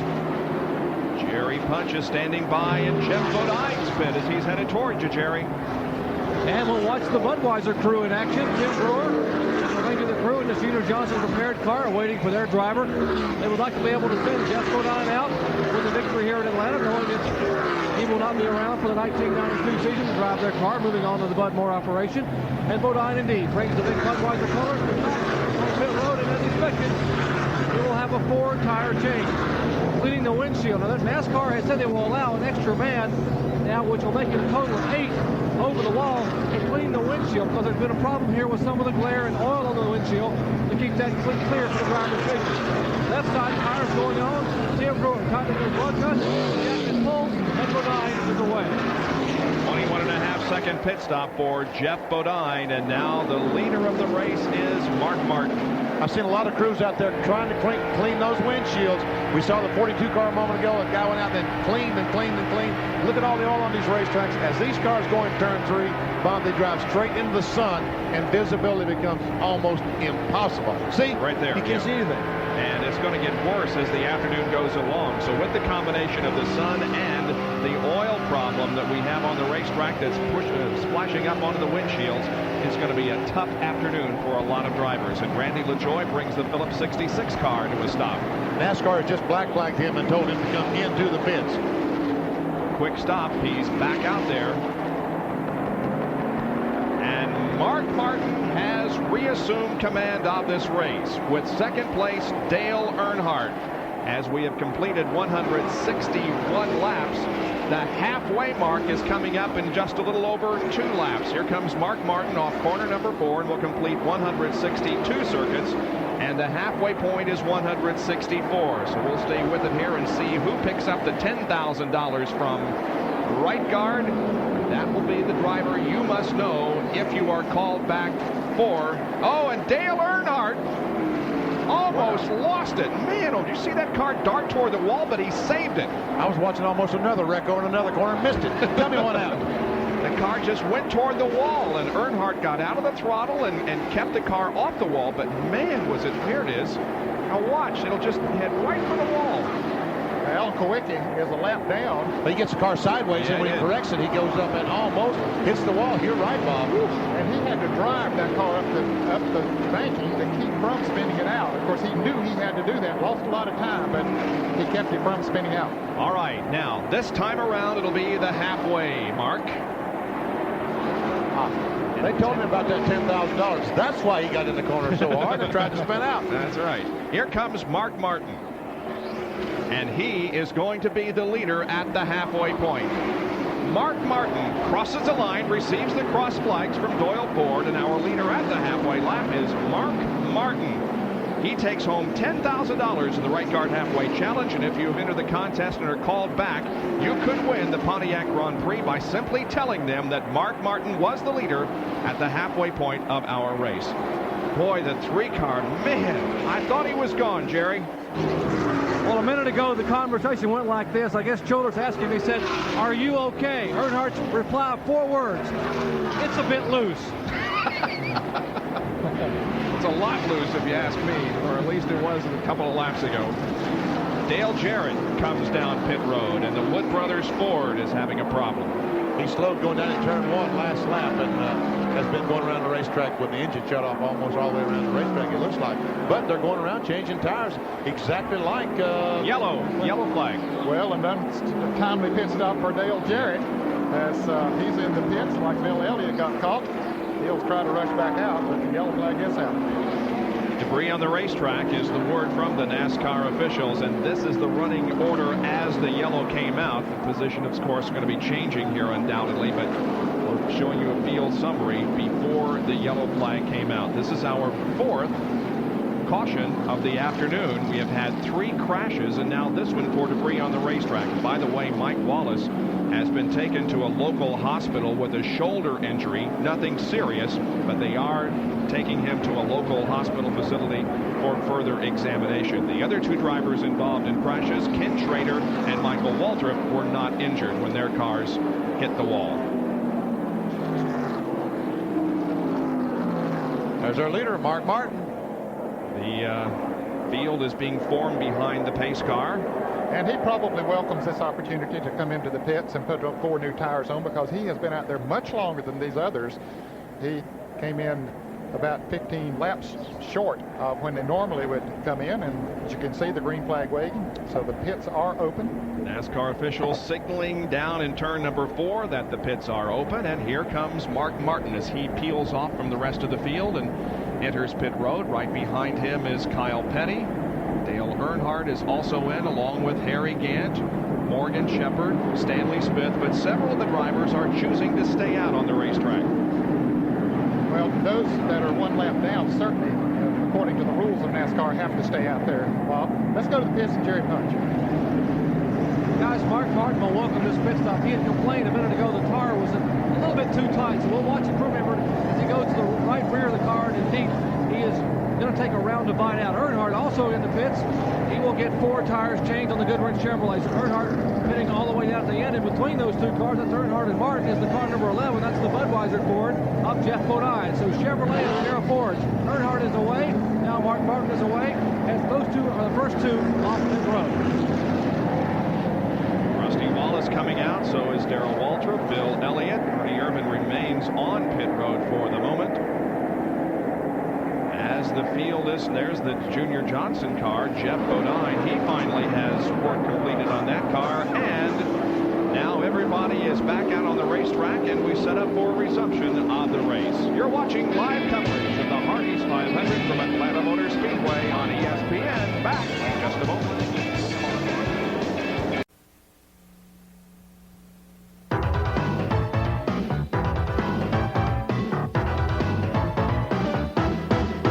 Track Facts are brought to you by Quaker State. The Big Q is one tough motor oil. Some of the simplest appearing parts of a Winston Cup car really require minute calculations. If you're going to build a spoiler, you start with the Winston Cup rule book, which tells you the maximum square inches allowed is 264, unless you're at a speedway like Daytona or Talladega, where you can go up to 280. Now, John Dotson here will measure and determine that the maximum height NASCAR allows is 5 1/4 inches. You take 5 1/4 inches and determine the length of the spoiler, which would figure to be 50 1/4 inches. You put those two measurements, width times length, in the calculator and hope you're within the NASCAR rules, and they certainly are, 263.8 square inches. Now, to determine the angle of the spoiler, John takes his angle finder, puts it on the side of this aluminum spoiler, and determines it's 55 degrees, which is where many of the teams will run their spoilers throughout the year on intermediate and short tracks. You're allowed down to 30 degrees on the super speedways at Daytona and Talladega, but you would never run one that shallow on other tracks unless you have a burning desire to rebuild your race car.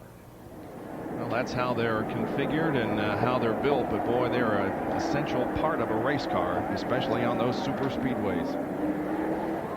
Field still under caution here at Atlanta. By the way, we mentioned earlier that this was the site of our first live Winston Cup telecast 10 years ago.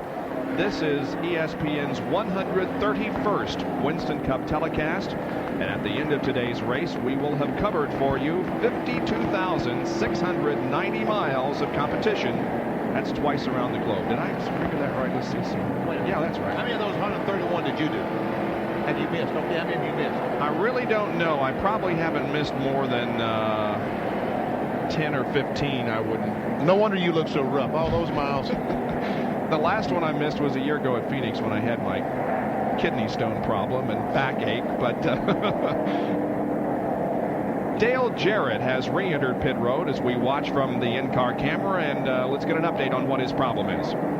Well, he cut down a tire. What happened, part of the tailpipe bracket broke off. He ran over it. And so what they've had to do is they've had to strap up the tailpipes with some rubber straps. Now, apparently they didn't get them up quite enough because they're going around to the right side of the car.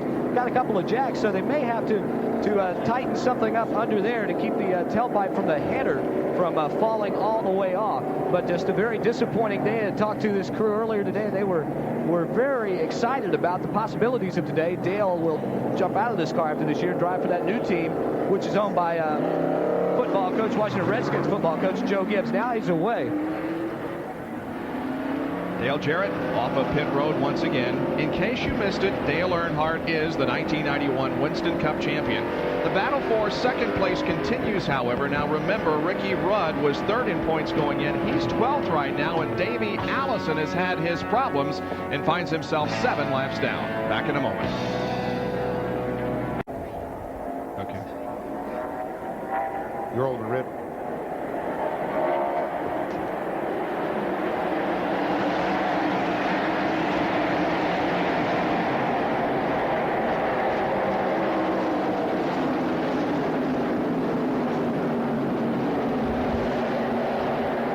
Is in turn 2, having just taken the green flag to resume our competition. 173 laps completed. Dale Earnhardt is at the head of the field. Mark Martin running in second position. Third is Harry Gant. Fourth, Sterling Marlin. And fifth is Bill Elliott. Uh-oh, 3 abreast. Look out. Well, they made it so far anyway. Kowicki was a little sideways in the turn. He's in 14th position, by the way. The first car not on the lead lap. There are 13 that are on the lead lap. And they just kind of elbowed him out of the way. There's Sterling Marlin in car number 12. That is Hut Strickland in car number 12.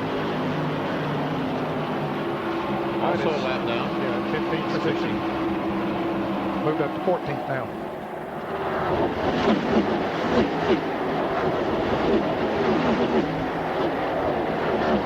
This is the third fastest racetrack on the NASCAR schedule, next to Talladega and Daytona.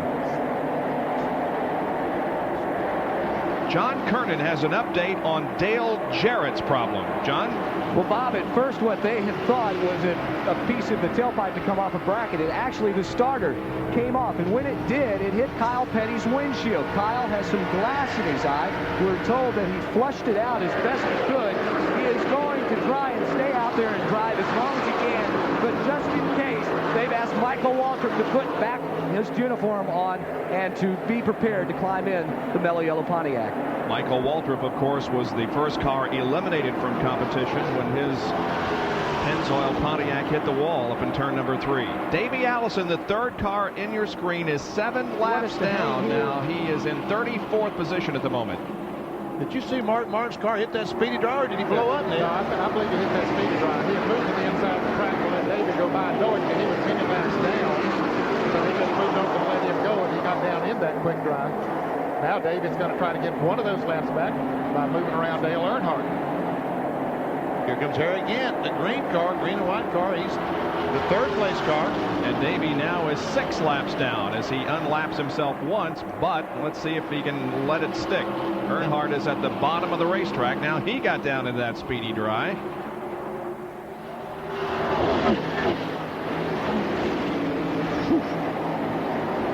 Earnhardt trying to get up as wide as he possibly can to take Davey Allison's line into the corner, and it almost worked, or did it work?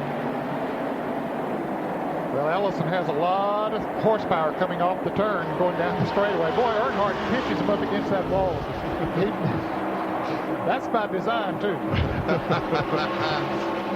Martin now in a position to take over the lead. He's at the top of the track. He does have the lead. Mark Martin. As Ned's always talking about, what a great run they get off the top of the racetrack here. Get that momentum going, and are able to go down the straightaway so much faster than the guy on the inside. But here comes Earnhardt back on the inside.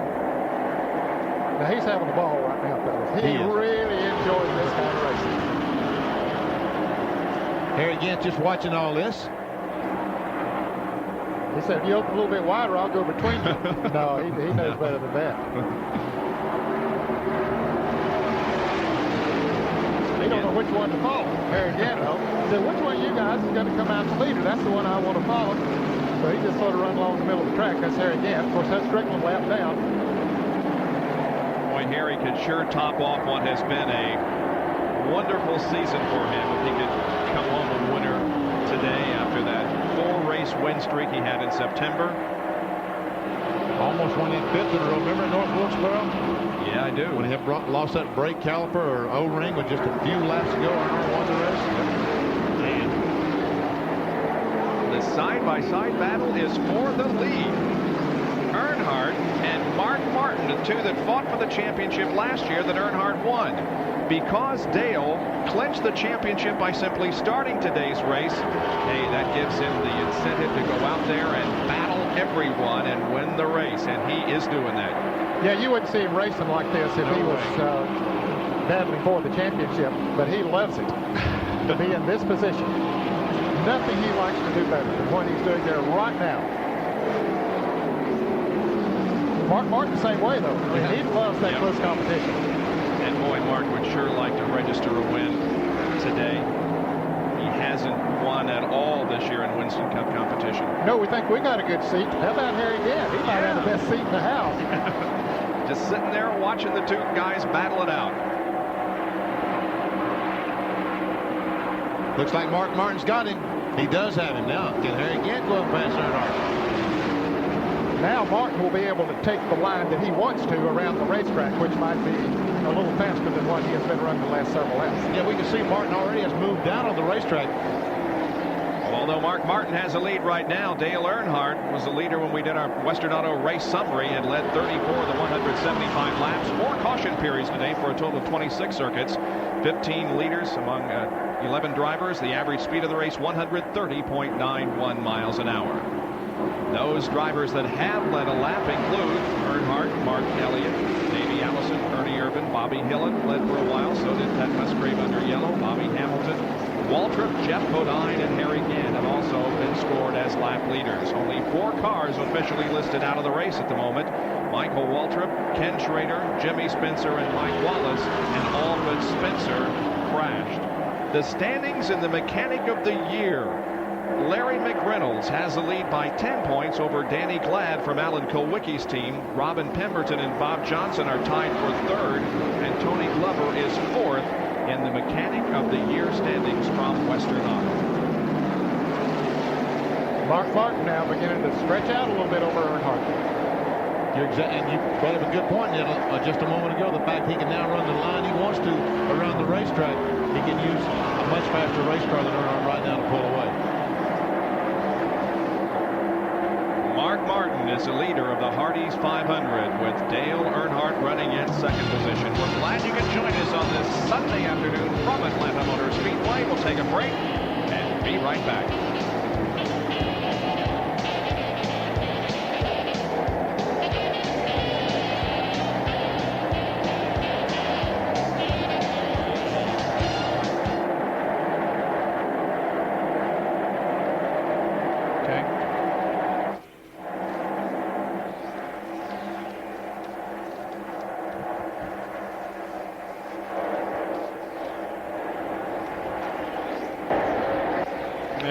He's running fourth.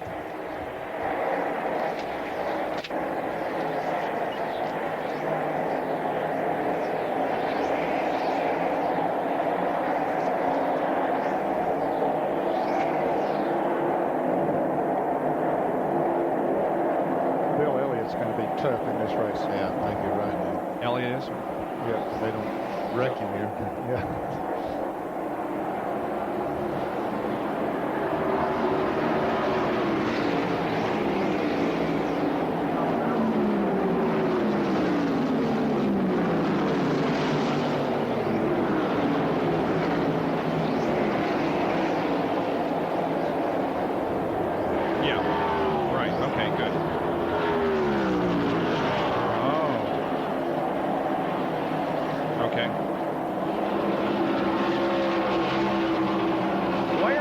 So many guests in our booth today. We've had three different.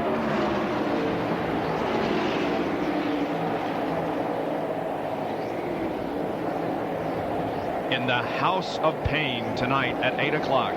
NFL football action. The Cleveland Browns against the Houston Oilers. Should be a great one. And you can start your football night off with NFL primetime at 7 o'clock Eastern. The game itself at 8 o'clock tonight here on ESPN. The Cleveland Browns against the Houston Oilers. On the racetrack, it is still Mark Martin leading second place. Dale Earnhardt third place. Harry Gant, and that battle is heating up. The number 5 car of Ricky Rudd, who came into this race third in the point standings, now finds himself in 13th position. Now, if the race were to end right now, he would finish in second position because Davey Allison has had electrical problems and is 34. Let's get an update on Ricky Rudd from John Kernan. Well, Bob, right now he must have his fingers crossed because the water temperature is starting to creep up on the gauge as the engine temperature is rising. That could present quite a problem for them, and later on down the road they've had the spotter check the front grille. They say there's no debris. You should be getting plenty of air into the radiator to cool it. They're not sure what the problem could be right now, but it's still too early to push the panic button, but it's something that we should keep an eye on. So don't go away. That second place battle has not been settled in Winston Cup points, and the difference between second and third is what, $105,000? $105,000. Wow, that's a lot of money. Well, here's a good battle going on. That's Bobby Hillin in the Longhorn Stakes car number 53, and Derek Koch, and car number 68, Bobby Hamilton. Yep, Bo 9 and Ernie Irvin also in that race. Ernie Irvin, one of the leaders of the race, and had some real strength earlier on, has fallen back and is racing back. Let's see, that's the 11th spot. 12th spot, I guess, because Jim Bo 9 is just past Ernie 411. Well, it's interesting to see the variety of grooves that the drivers are using around this racetrack. A Well, if it's 3 o'clock and you're just joining us here, you can take a look at how the field stands at this point with 192 out of the 328 laps completed in the Hardee's 500 as ESPN wraps up the 1991 Winston Cup season here at Atlanta Motor Speedway today. Dale Earnhardt clinched the championship by simply taking the green flag. That has been decided, and now we see who's going to win this race and who's going to win some of the other point positions that are being fought for this afternoon. We had 4 caution periods, 3 crashes. Mike Wallace was taken to a local hospital to be checked for a shoulder injury. The others involved in crashes, Ken Schrader and Michael Waltrip, were not injured. Jeff Bodine started on the outside pole here today and expected to have a real good run, but it just hasn't materialized. He has been up there running and has led the race as a result of green flag pit stops, but he's sort of struggled back in the field a little bit. So is Ernie Irvin, as Benny just pointed out there a few minutes ago. I don't know if that Kodak Chevrolet is just not handling too well or what the situation is, but yeah, that's the outside pole sitter and the third qualifier. The 11 and the 4 qualified second and third here this afternoon. But at this point in the race, they aren't showing that kind of strength. And of course, Jeff Bodine is running his last race for Junior Johnson with the Budweiser Ford, as Jeff Bodine will be moving to the Bud Moore team for the 1992 season.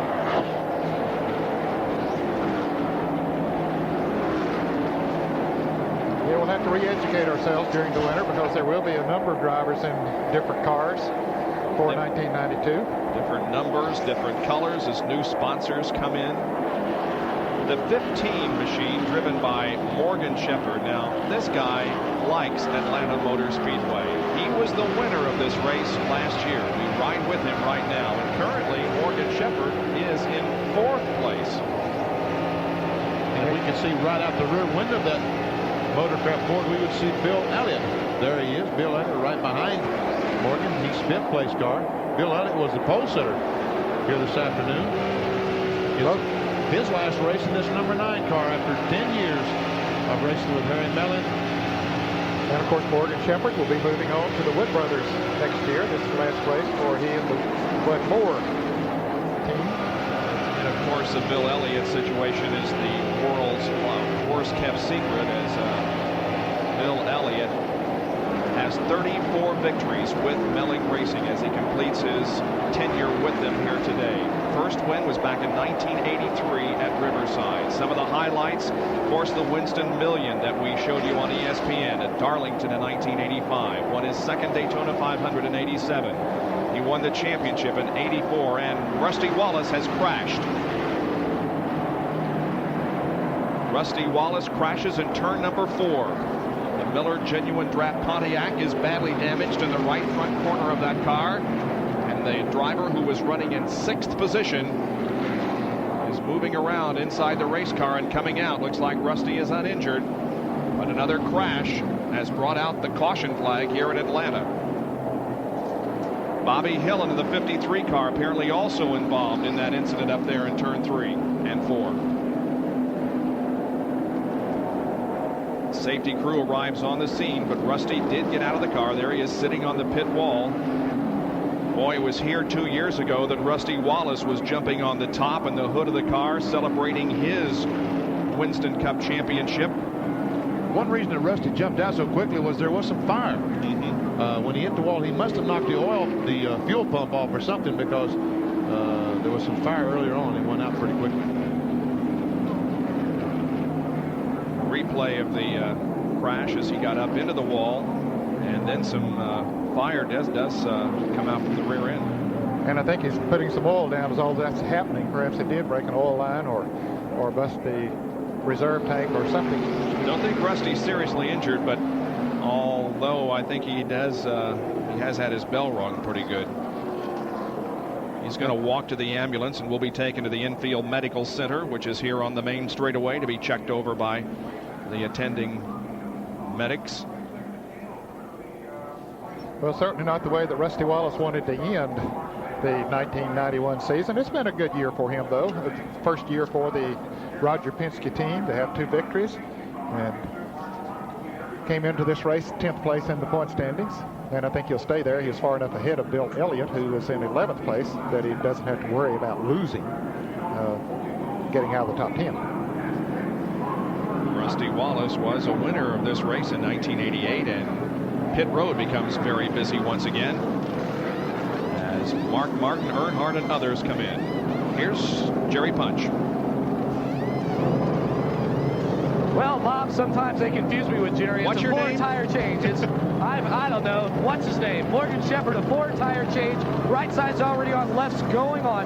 Dale Earnhardt is in. Let's go down to Jerry. And they will change all 4 tires. Martin on top of your screen, Earnhardt on the bottom. They have made a chassis adjustment on the Goodrich Chevrolet. And you just heard from John, what's his name, up pit road. He was talking about the pit stop that they were making on Morgan Shepherd's car. Mark Martin is down and away, and now Earnhardt is out. And Morgan Shepherd is just behind Mark Martin. So Martin, Shepherd, and Earnhardt back to turn 1. Let's go back upstairs. Well, they made a pretty major chassis adjustment on Dale Earnhardt's car, and Benny, if I was right in watching that, they were putting wedge in the car, putting more weight on the left side of the car. And there's a car who has some major damage to it as it's back in the garage area now. Rusty Wallace hitting the wall up in turn number 3, bringing out our 5th caution of the day. We'll be back with more live from Atlanta in a moment.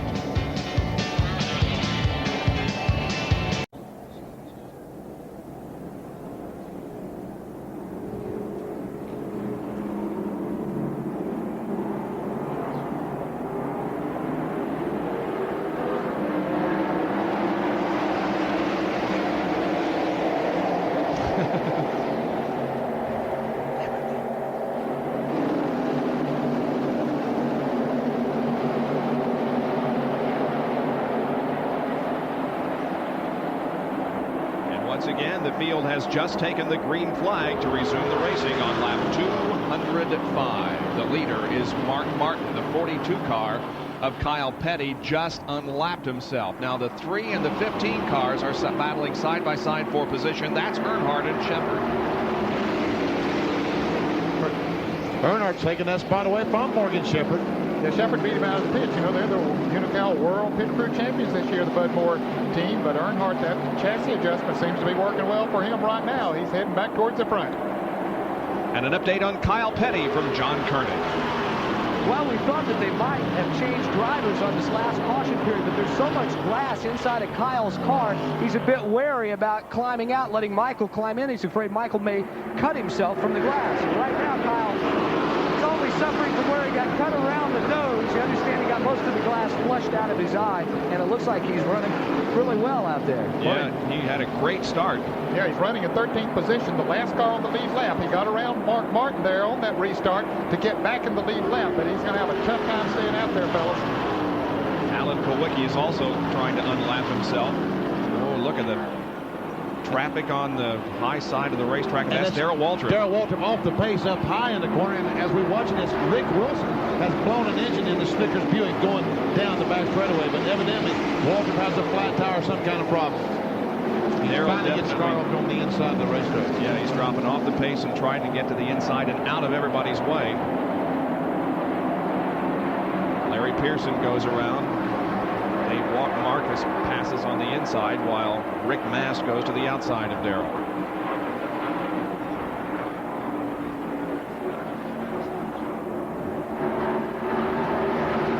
Waltrip heads for pit road. Darrell was running in 11th position. And of course was still in the lead lap. Jerry Punch will watch this tire change. Apparently a right rear tire going down on the Western Auto Chevrolet after Darrell Waltrip had climbed his way back in the top 15 and almost the top 10, running in 11th spot. Jeff Hammond and the crew, Doug Reichert going to the right side of the car, and they will change all 4 tires. Doesn't take any chance here, guys. Go ahead and change all 4 when they got him in here. He's going to lose a lap. Wait a minute. They have taken the lugs. They have loosened some lugs off the left front tire, and they went ahead and motioned him out, so they obviously will have to bring him back in. Well, that'll be a costly mistake. And as Benny Parsons mentioned, Rick Wilson in the Snickers Buick, which will become a Ford in 1992, apparently blew an engine, and he has taken his car to the garage area. And Rick was on the lead lap when that incident happened, so two cars that were on the lead lap just moments ago, Rick Wilson and Darrell Waltrip, are now either a lap down or out of the race. Well, Rick Wilson is definitely out of the race. He is in the garage area, and Darrell would be a lap down, I think, in the car number 17. They must have put the lug nuts back on that left front, because he did not come back in the fence.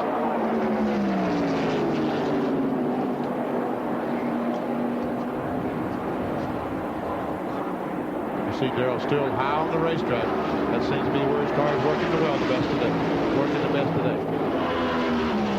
Back up front, it is still Mark Martin leading this race. Second place is Earnhardt, and then comes the 15 and the 33 cars, Shepard and Gant, third and fourth. This is the bumper cam looking from Morgan Shepard's car back to Harry Gant.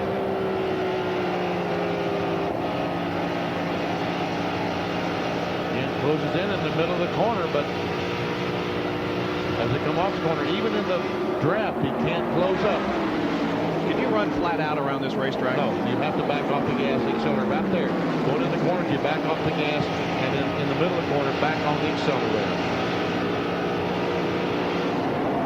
There we see Morgan and Harry again. Cars equal now. There's the second place car of Dale Earnhardt right in front of these cars. Mark Martin won $10,000 today from right guard when he led at the halfway point, and Matthew Dreyer, 34-year-old individual from Sherman, Connecticut, knew that Mark was leading at the halfway point, and Matthew Dreyer is the winner of a 1992 Pontiac Grand Prix, and we congratulate him. His quote was, "I love Dale Earnhardt, but I sure know Mark Martin now." Congratulations to Matthew Dreyer, winner of a Pontiac Grand Prix in the right guard halfway challenge. Jerry Punch has a report on pit road. Let's explain a couple of things first. This is the right rear tire off Darrell Waltrip's car. They had, see this puncture right here? They put a little bit of water on it so you can see the air leaking out. And they changed the right side tires. There is a crew member that comes around to the left side of the car and takes the lug nuts off. And he took 3 lug nuts off the left front wheel. And I went to the back to watch him change the 4 tires. Apparently, he put those 3 lug nuts back on, hit him quickly with the gun, and sent him out. Unfortunately, Darrell Waltrip has lug nuts on the left front. Back up there. He's currently being shown in the 17th position, 1 lap behind the leader. Is Mark Martin on his way to his first win of the 1991 season in the final race. He's leading right now at the end of 215 laps. Crowned the winner of the Winston Cup for 1991, but we've still got the winner of the Hardee's 500 to decide here at Atlanta Motor Speedway, and we're live today from Hampton, Georgia. Our Speed World coverage is being brought to you by Ford and your Ford dealer. Have you driven a Ford lately? By Channel Lock, made in America for you who want the best. And by ESPN Home Video, producers and distributors of Richard Petty and STP. To order, call 1-800-662-1400. The caution is out because of debris on the racetrack, and that sends the leaders, those on the lead lap, back into the pit area. I'm kind of surprised, Ed. I thought some of the fellows would stay on the racetrack because it had only been a few laps since they'd pitted. Be interesting to see if they change 4 tires again, or if they just gas and go. What's going to be the story, Jerry? There's Morgan Shepard already coming down pit road. Well, guys, what they're going to try to do is make sure they leave no stone unturned. Remember that cut tire I showed you a minute ago on Darrell Waltrip's car? There's been some debris on the racetrack, so NASCAR, in the interest of safety, as Mark Martin leaves and Dale Earnhardt now comes off the jacket, they're changing 4 tires. They wanted to make sure there would be no more problem with cut tires if they could help them. They put the caution out to sweep the racetrack and make sure it's nice and clean so we get good, clean, and most importantly, safe competition here for the remainder of this event. And there is the sweeper out on the racetrack, making sure that nothing is out there that can cut a tire. We'll take another break and be back with more live from Atlanta.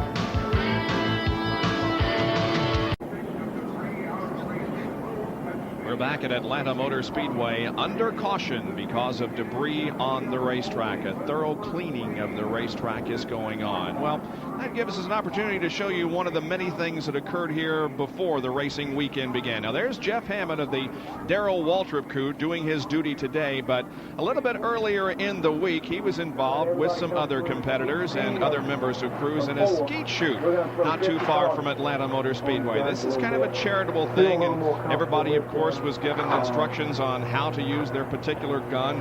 Michael Waltrip was among those that participated. And Chad Little. Sorry about that, Chad. I think you missed. And there's a guy that throws the skeets that you shoot out. We talked to some of the competitors during the event. Off in the sunset. Well, I'll tell you what, I got a little bit more control of what I'm doing with that number 28 than I do with the shotgun. At least it appears that way right now. It's a lot of fun. It's harder than it looks, too. I didn't think it was going to be that hard to hit these skeets, but I'm not doing so good so far. The first annual fun shoot at Atlanta Motor Speedway, one of the many events preceding the action here this afternoon. How'd it go, Mike? I didn't know Michael was left-handed. Wonder how many sore shoulders they had after that. Well, those guns had a little kick. Work continues on the Darrell Waltrip car. You ever shoot any skeet, Benny? No, I have not, as a matter of fact. You, Ned? Used to shoot some squirrels here back when those here things Waltrip moves back out onto the racetrack. And the field is beginning to reform now for resumption of the race. Just a little more than 100 laps to go in this event. Race average speed, by the way, is 129.019 miles an hour. We see Davey Allison on the bottom, and in that Haviland Star Ford Thunderbird, he's made up 2 laps. He's now just 5 laps down. Ricky Rudd doesn't want to see him keep making up too many laps, because right now Rudd would finish second in the Winston Cup point standings. Davey could make up another one right here if he gets off to a good jump. Green flag comes out. The leader of the race, Morgan Shepherd in the 15 car. Good pit work again by the Bud Moore crew, but look, there's Earnhardt. Earnhardt is now the leader of the race. And you're going to hear again on the inside of Mark Martin. And Ernie Irvin is coming up. Those 4 cars there, Martin, Gant, Shepherd, and Irvin are battling for position. Now Earnhardt almost loses as he gets alongside the 7 car. And Alan Kowicki trying to get back in the lead lap. And Morgan Shepherd off to a bad start on that restart. Well, he didn't put any tires on there. Remember, he fuel right. only. Just fuel only, boy, that makes a difference. Alan Kowicki, the number 7 car, is a lap down, currently in 11th position. There are 10 cars on the lead lap.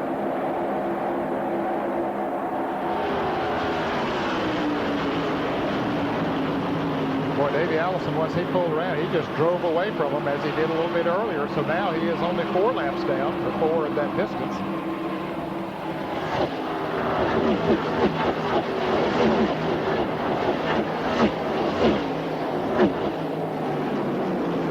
Mark Martin now beginning to close in on Earnhardt.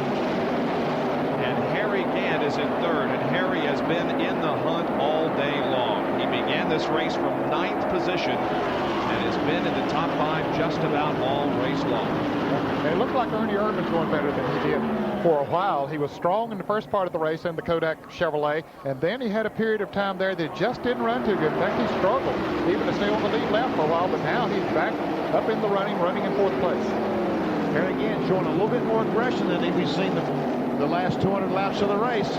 It's getting down to crunch time, and Harry again says, okay, I'm going to go for the front. Well, that's what it looks like anyway. Mark's car looks like it's just dancing around off these corners and has all day, Ned. Yeah, it shows a lot of strength as he's doing right now. Ooh, they get close coming off the turn. They have touched a couple of times, and they did then as Mark Martin goes to the front. Just a long way around on the outside. Harry Gant says, well, let me try that. Looked pretty easy, Mark. I'll try that. And look at him begin to pull away now. Now Earnhardt gives Gant some running room out, or does he? Maybe not enough. Our field summary for you once again. 3:30. Time for the field summary. For another update. Again, this is computer generated and is up to the minute information. And Harry Gant just goes by on the outside of Dale Earnhardt. So drivers. Mark Martin, Harry Gant, Dale Earnhardt, 1, 2, 3. And Ernie Irvin not too far behind in 4th spot.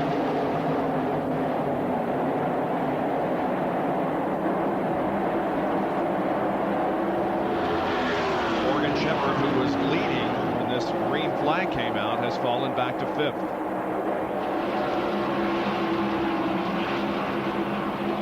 And we see Alan Kowicki sandwiched in between Dale Earnhardt and the Ernie Irvin car.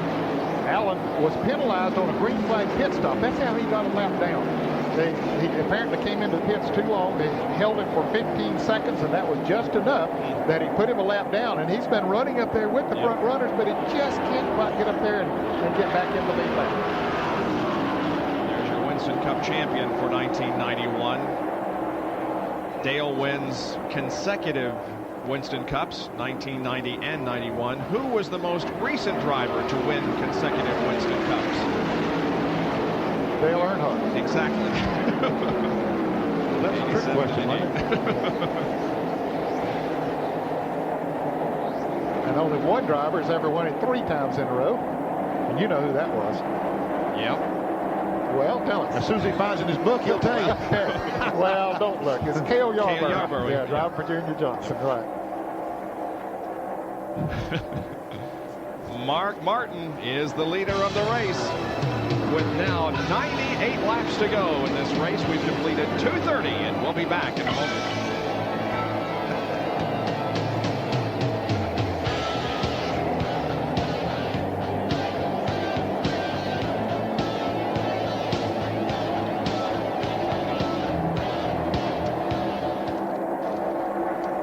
Sorry, Bob. Didn't mean to put you on the spot. That's okay. I knew that. I figured you'd just whip it right out there. It was right here. I'm sorry. I really didn't mean to stump you. I was just... We can do some more of those. Before Earnhardt, it was Waltrip. Ooh, baby. Baby. Earnhardt says, you sucker. He's the best at that. Or anybody out there. Yeah.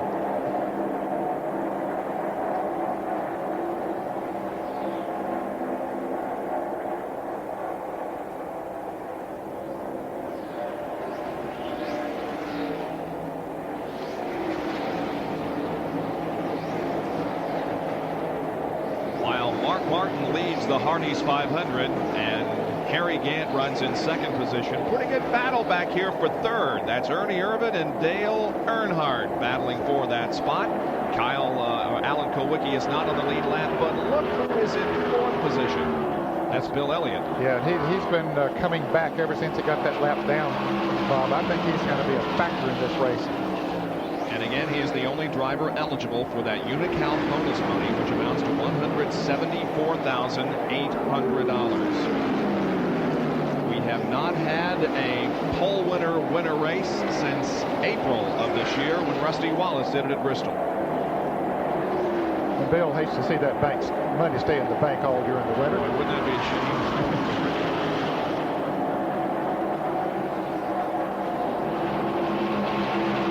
Working on Earnhardt. Morgan Shepherd is not out of the hunt by any means. He's following Bill Elliott. Well, as we mentioned, Benny mentioned that he didn't put tires on during that last caution, only took on gas. Got him back out first, but on those first few laps while the others had new tires on, that's when it hurt the most. Now, after they've run the number of laps that they have now, that advantage has gone away to some degree.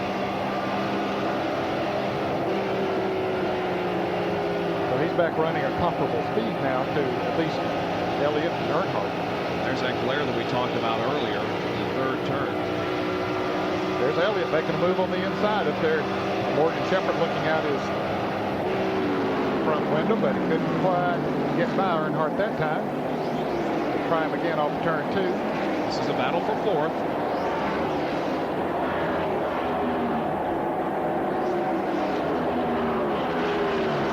Earnhardt just gets such a great run off the top, gets that momentum going, and is able to drive up on the outside of Bill Elliott. But this time Elliott beats him bad in the middle of the corner and pulls up in front of Dale.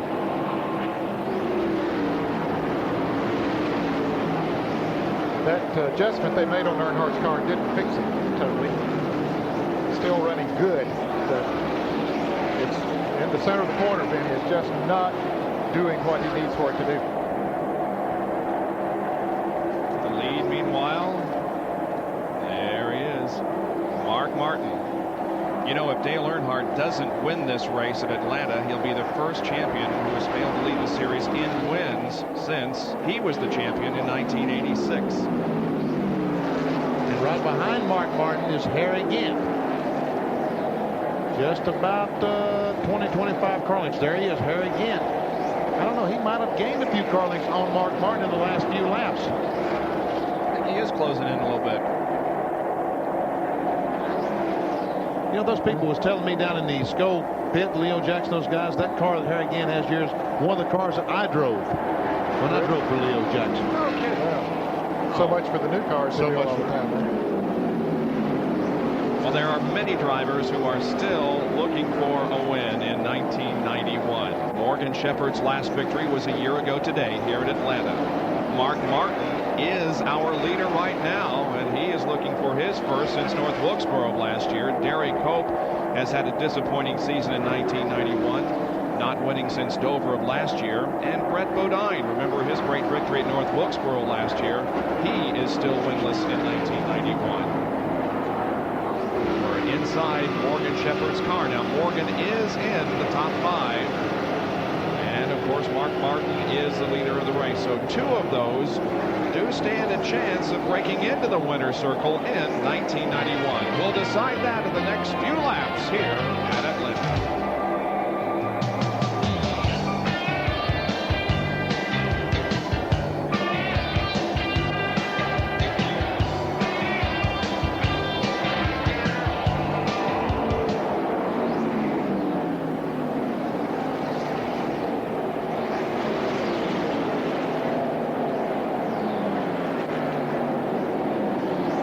Doesn't look like Harry's gaining too much.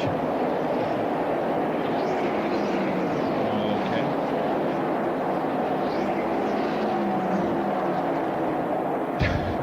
See what they did.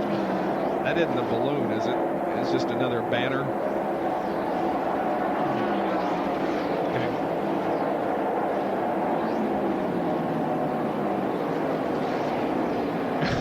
Oh, this is the one you can nail me on. This is Bodine at North Wilkesboro. Oh, shoot.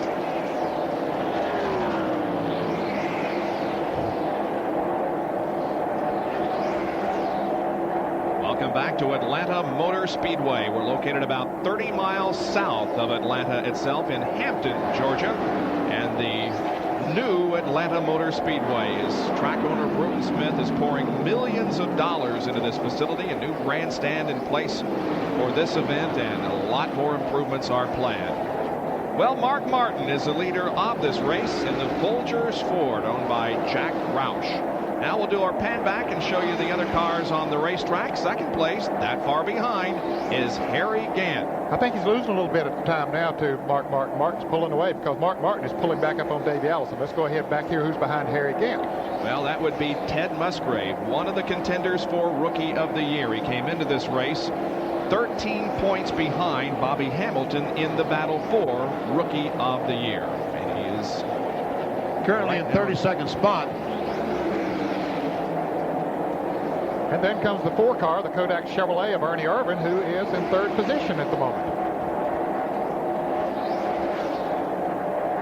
Next car is Bill Elliott, currently running 4th. He was a pole sitter this afternoon.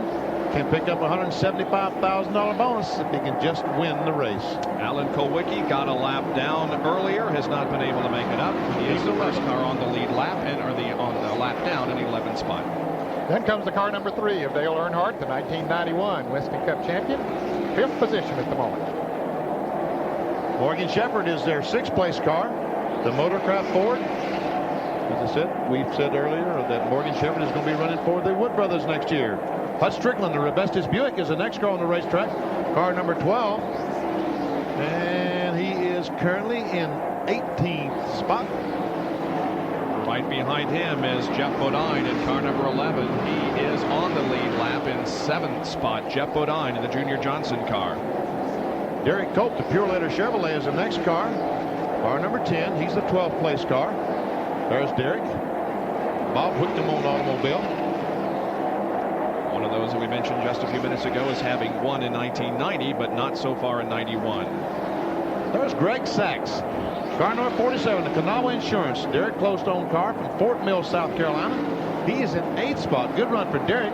And then I hear that he's going to run for the Hedrick team next year. That's my understanding. The Kellogg Cornflakes team of Larry Hedrick that Larry Pearson has been driving for. And then, of course, here comes the Sterling Marlin car, the Maxwell House Junior Johnson car in 9th position at the moment. Good run for Sterling Marlin again. He's been very, very competitive in the second half of the season. Now there is the number 5 car, Ricky Rudd.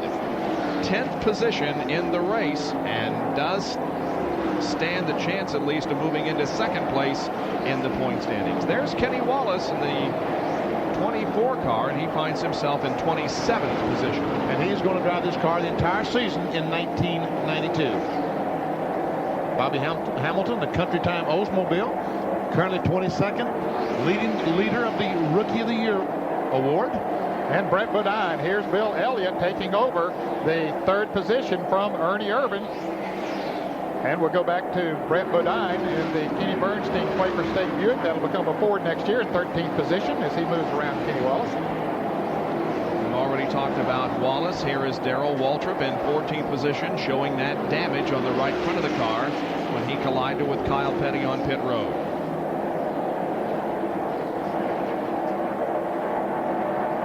There's 66, Randy LaJoy, Phil Yarborough's Tripartite Phillips 66 car, being passed by Terry Labonte in the Sunoco Oldsmobile. That's Terry Labonte. Labonte is in 19th spot, and 66 is in 27th spot. A couple of laps difference between those guys. There's the 66 car again, driven by Randy LaJoy. Big Apple Market Chevrolet, Dave Marcus, 15th spot. Good run for Dave in the black 71, a car he borrowed from Richard Childress.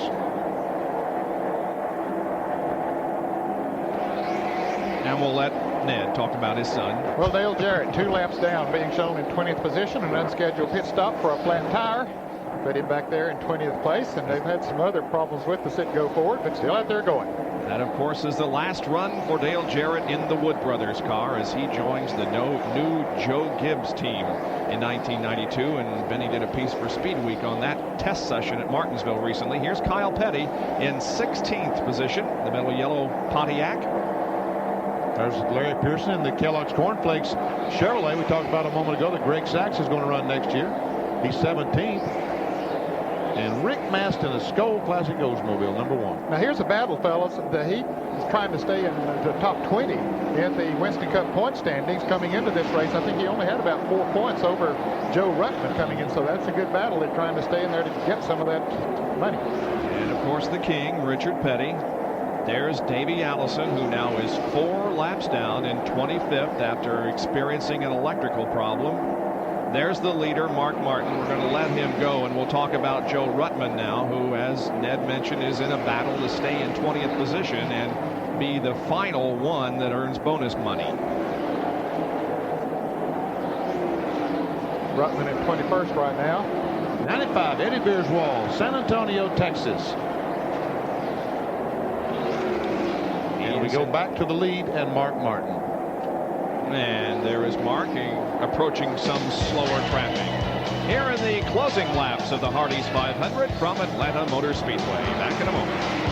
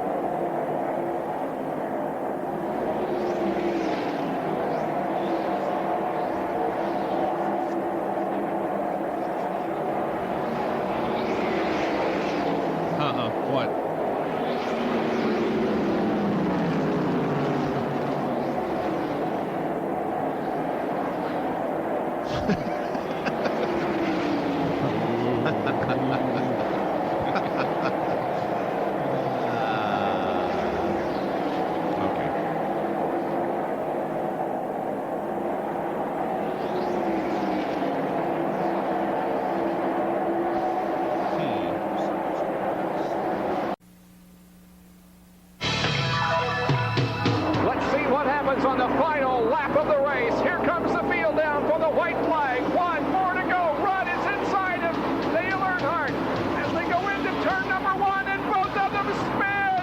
And Jeff Bodine takes the lead. Earnhardt spins along with Ricky Rudd. Here comes Jeff Bodine, who'll come down and win the Holly Farms 400. Bodine wins.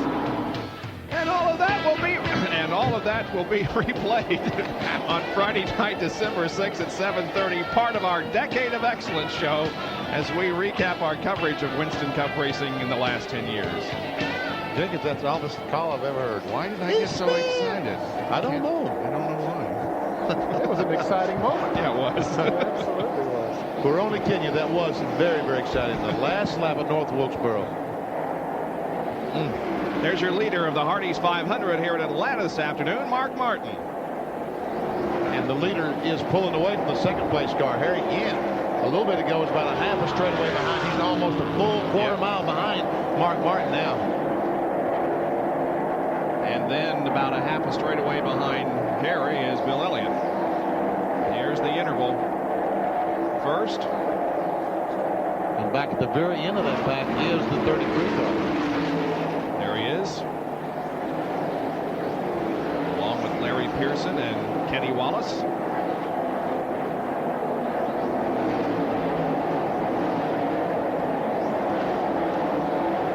We urge you to stay tuned for the end of the race to see who wins this particular event. We'll also, of course, have a conversation as we salute Dale Earnhardt, the Winston Cup champion. And then, as we go off the air, we urge you to stay with us as we salute the guys who work so hard on the other side of pit wall, preparing the cars and making them work well. Mike Powell, who's a tremendous country singer in addition to being a great help preparing a car, will give us a special music video. We sure hope that you'll be with us for that. Our field summary once again, see where your favorite driver is running in this final event of 1991.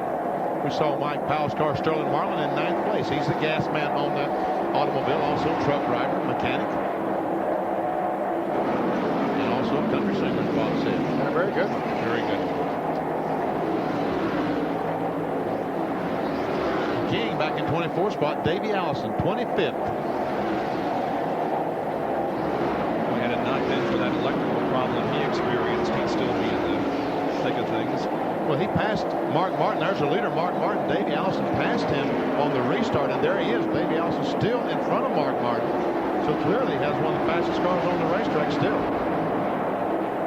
Well, our philosophy here at ESPN, of course, is to cover as much of the action on the track as possible and to cover the exciting moments of the race. And we took a lot of commercial breaks while we were in our caution periods, and now that things are kind of settled down right here, we're going to make some commercial breaks so that we can be here for the closing laps and for those moments that will follow the actual completion of the race and the celebration of Dale Earnhardt winning his 5th Winston Cup championship.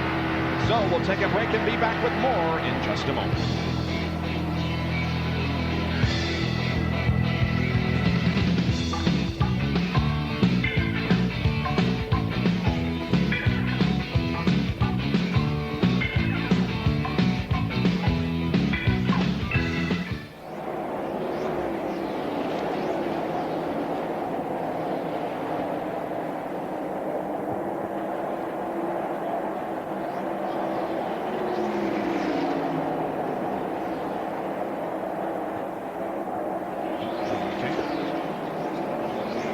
We get a shot of that 4-car, Neil.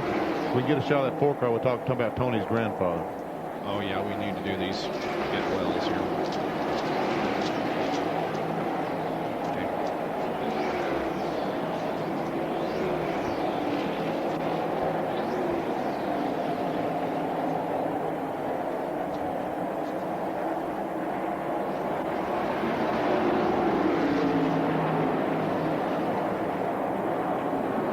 Jenkins, Ned Jarrett, Benny Parsons, John Kernan, and Dr. Jerry Punch back at Atlanta Motor Speedway for the Hardee's 500, the curtain closer on the 1991 season for Winston Cup cars. At the moment, it is Mark Martin who is leading this race. Harry Gant running in second. Bill Elliott is third. Fourth is Ernie Irvin. And Dale Earnhardt fifth. Mark Martin with the year that he's had, and it's not been a good year. There's been so many disappointments for Mark Martin and the entire Folgers team.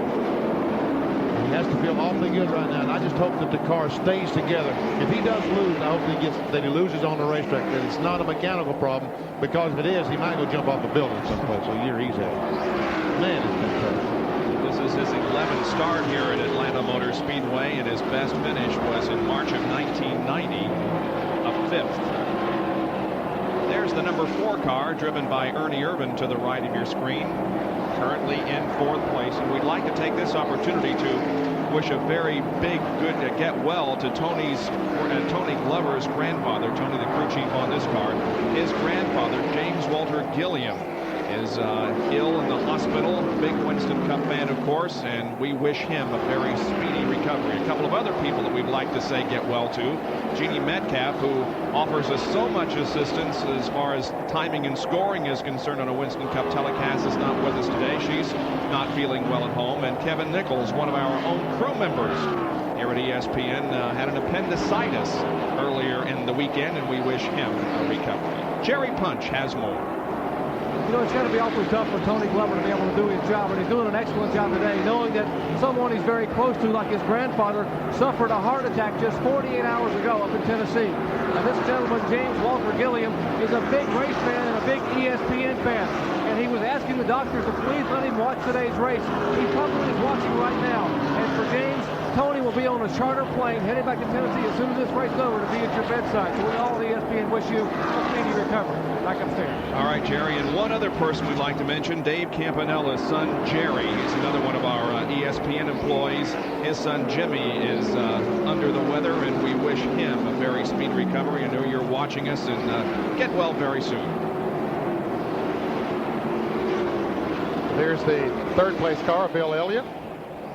Started on the pole. Thought he might make a move up towards the front, but he just hasn't been able to get back up there after he got a lap down. Now here's the green car right there, Brett Bodine down on the inside. Fellas, he has slowed the last 3 or 4 laps. He's been running on the low side of the racetrack. Apparently he has lost a cylinder on the Quaker State Buick and just trying to ride it out. Yeah, we can see. Yeah. Might have been fatal right there. That big puff of smoke came away from that Buick. They'll change the Fords next year. Brett Bodine and Kenny Bernstein and the whole crew will be switching to Fords for 1991. And Ernie Elliott is going to be the engine builder for the 26 Quaker State team next year with their Fords. Brett staying out there, although the smoke becomes more evident now from the back of the Quaker State Buick. They've got to make more pit stops, don't they, Ned? Yeah, they'll have at least one more stop to make. There's the other green car, but this one is very much in contention. That is Harry Gant, and here's Jerry Punch. Just answering your question about pit stops, guys, we would expect to see Mark Martin, our leader, come in at about 5 laps, around 275, 276. Dale Earnhardt will probably go to about 277 or 8. And remember, that should be their final scheduled stop.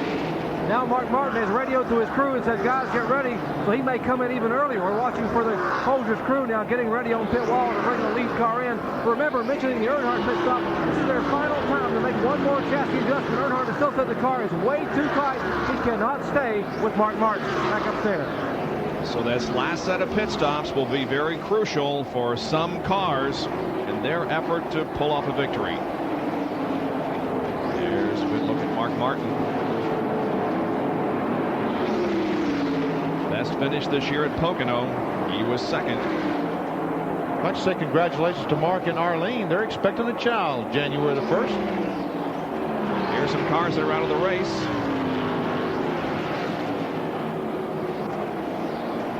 Boy, Bobby Hillin had a great run going in that Longhorns.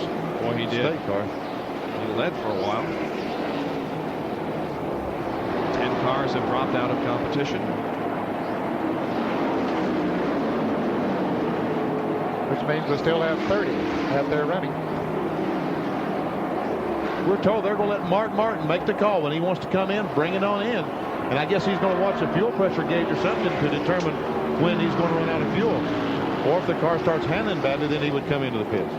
Well, they're in the window now that he can go the rest of the way, so he doesn't have to worry about that too much. And he has made a decision. He's bringing it in for the final pit stop of the afternoon. Let's go down to pit road. Exactly, Bob Jenkins. Don't need to take any gambles now. They're still looking for win number 1 in 1991, and what a way to get it in the finale of the year. As Mark Martin brings the Folgers Ford down what should be their final pit stop of the 91 season.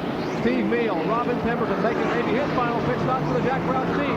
Will go to work and change all 4 tires, clean the windshield, add at least 1 can, probably 2 cans of fuel. Will have to go about 53 laps from here on out. Right side tires on, the jacket around the left side, and here comes Pemberton, Meal, and company. Taking left side lug nuts off. Fresh Goodyear tires on. Lug nuts going back on. They get ready to drop the jack. He is down and away.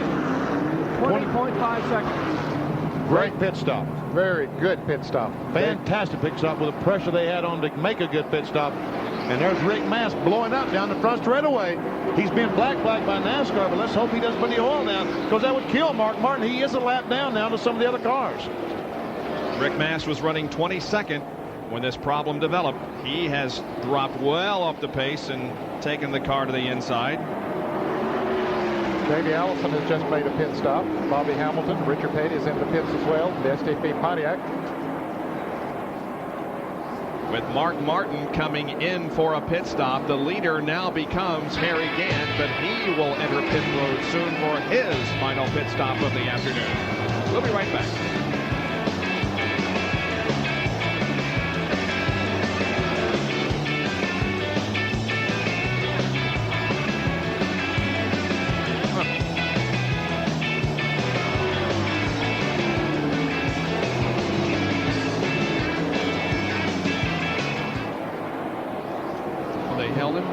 Held Richard, yeah. Yep. Then he can't get the car tires. Yep. Now he does, I think. Rick Mast couldn't get in his pits because Richard had rolled up in his pits. Here comes Earnhardt. Bodine. He's going.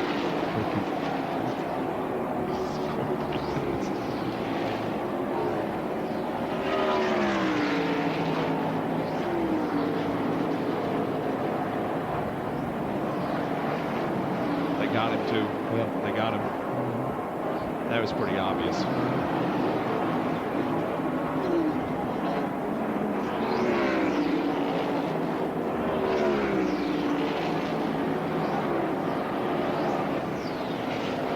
Okay. Okay.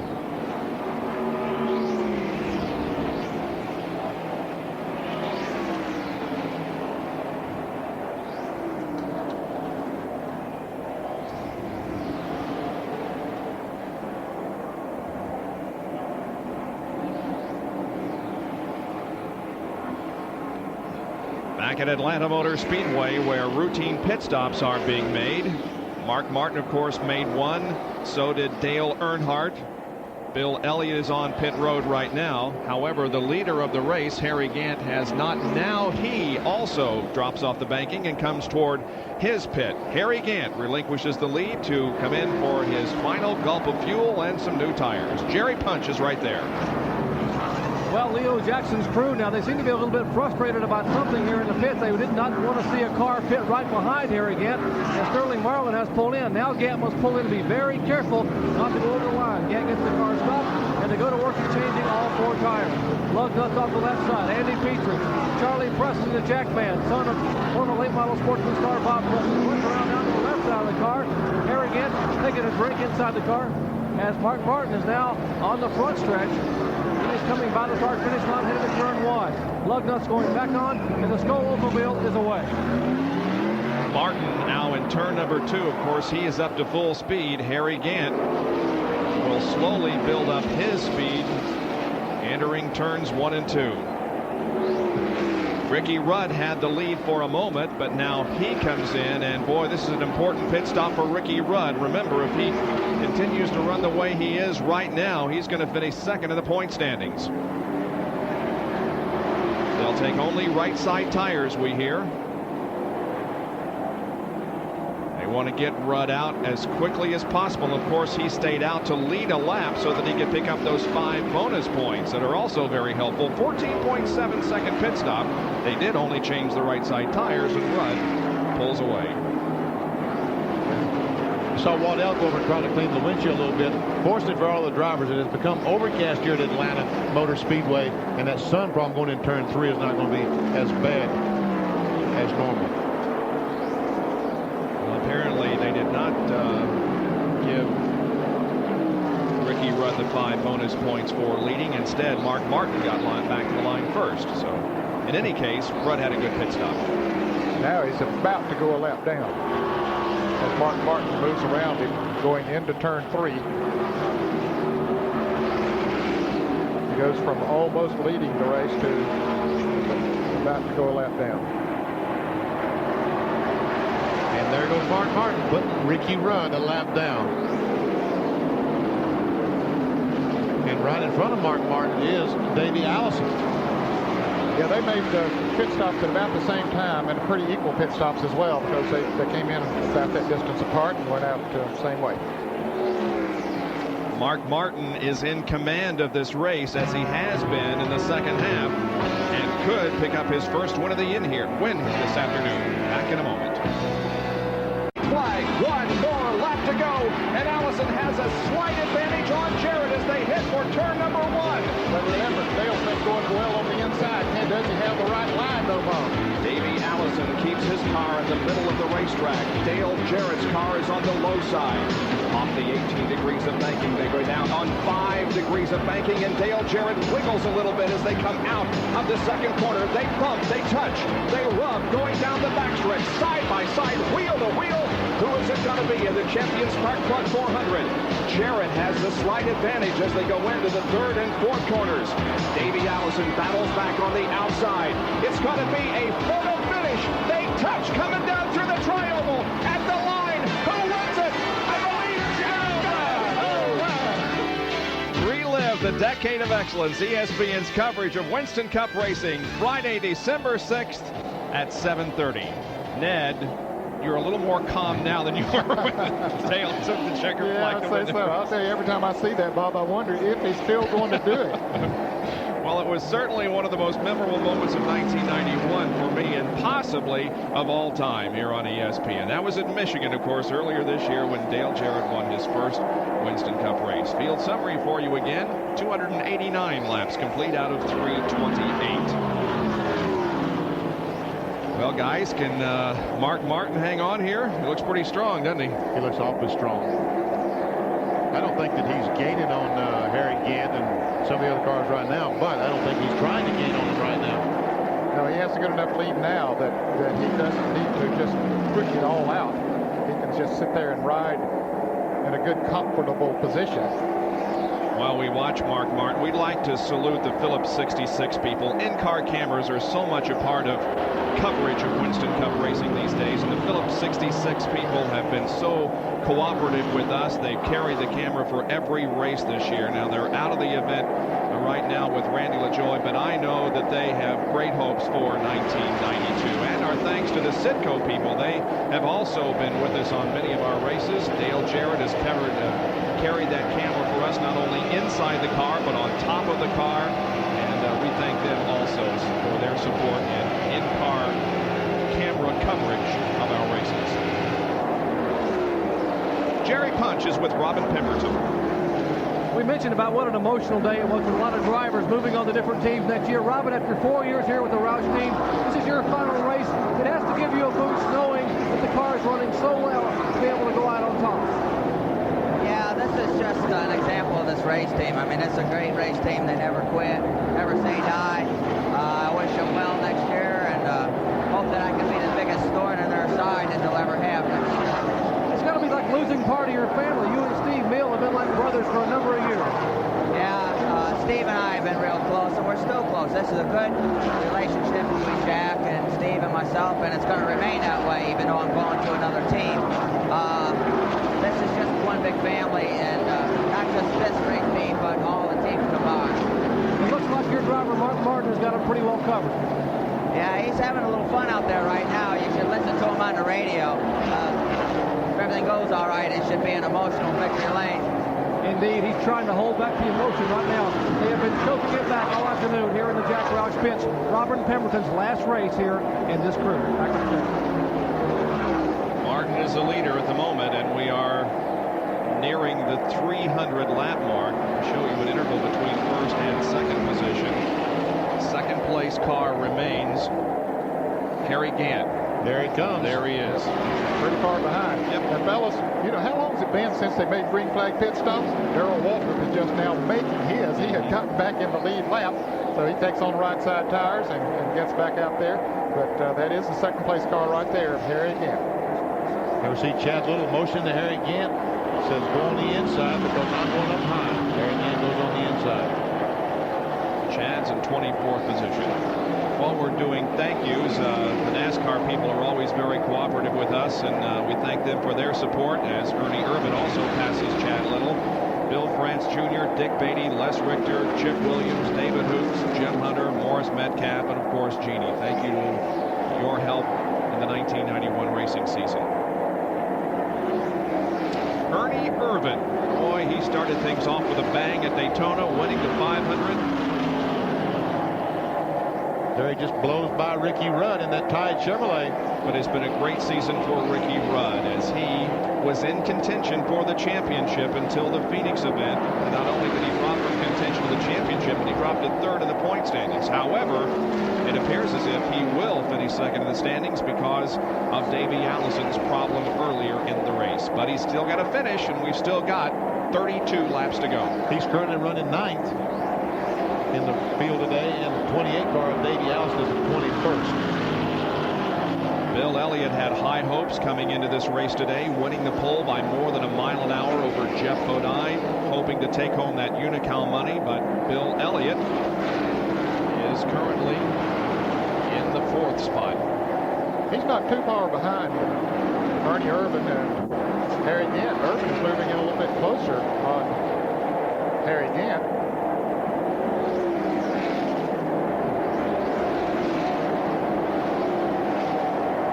Steve Meal has been announced as the mechanic of the race, and he's down with Jerry Punch. Jerry?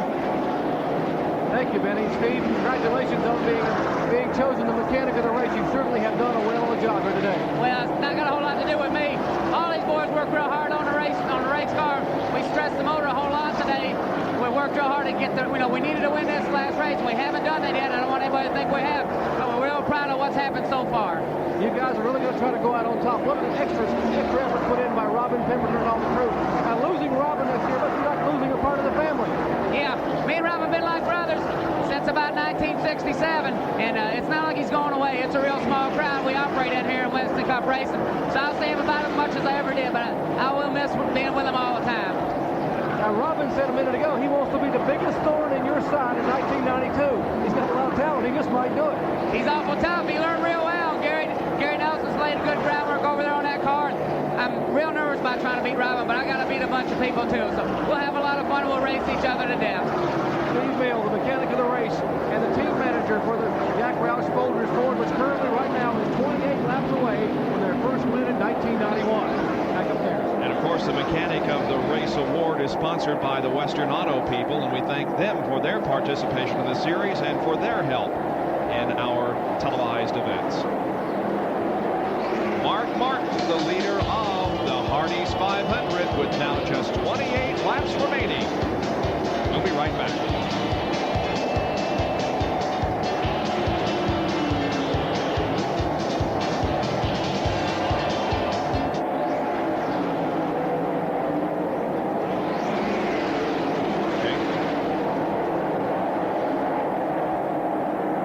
No, I haven't. If we come back with a shot of the condos or something, maybe we can at that point in time do it. For the new grandstand.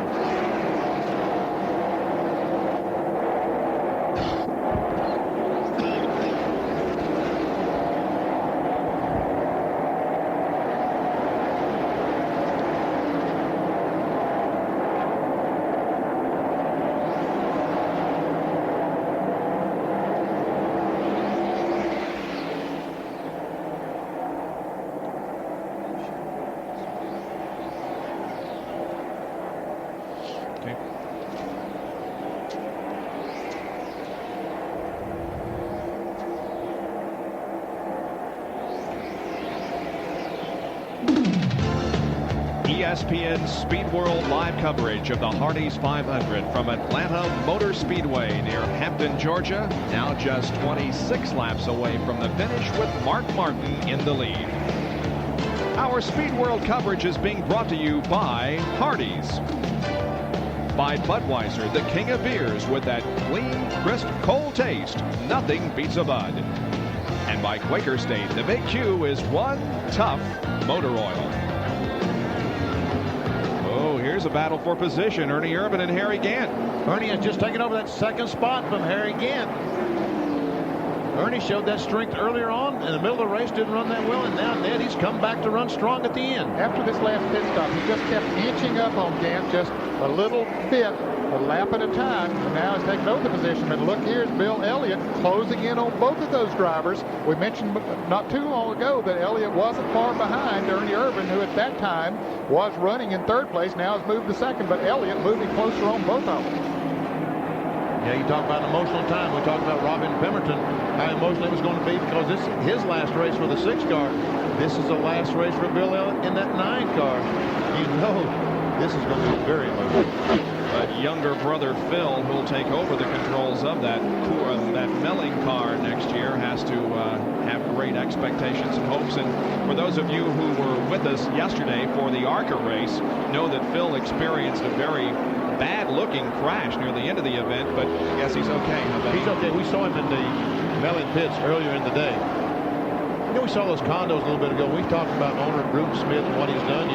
I think we ought to give a call for Bob Martin, the president and general manager of the racetrack here at Atlanta Motor Speedway. Somebody's got to get all this stuff done, and Bob has done a super job in getting the racetrack ready for the event today, the Hardee's 500. Well, our last field summary for you here. Look for these next year to be a very big part and a regular part of our telecast. We know that from the mail that we get and the calls that we get that this is what you people want to see the most. You want to know where a particular driver is running in the race, regardless of whether we can show him on the screen. You want to be up to date on who's running where, and this is a system that we've been working on for about 5 or 6 years, and we finally got to the point where we can show you who is running where at this very moment, not counting, of course, what we're seeing right now when cars do pass each other. But this is as up-to-date as information as you can possibly get, and we try to give it to you every 15 minutes or so.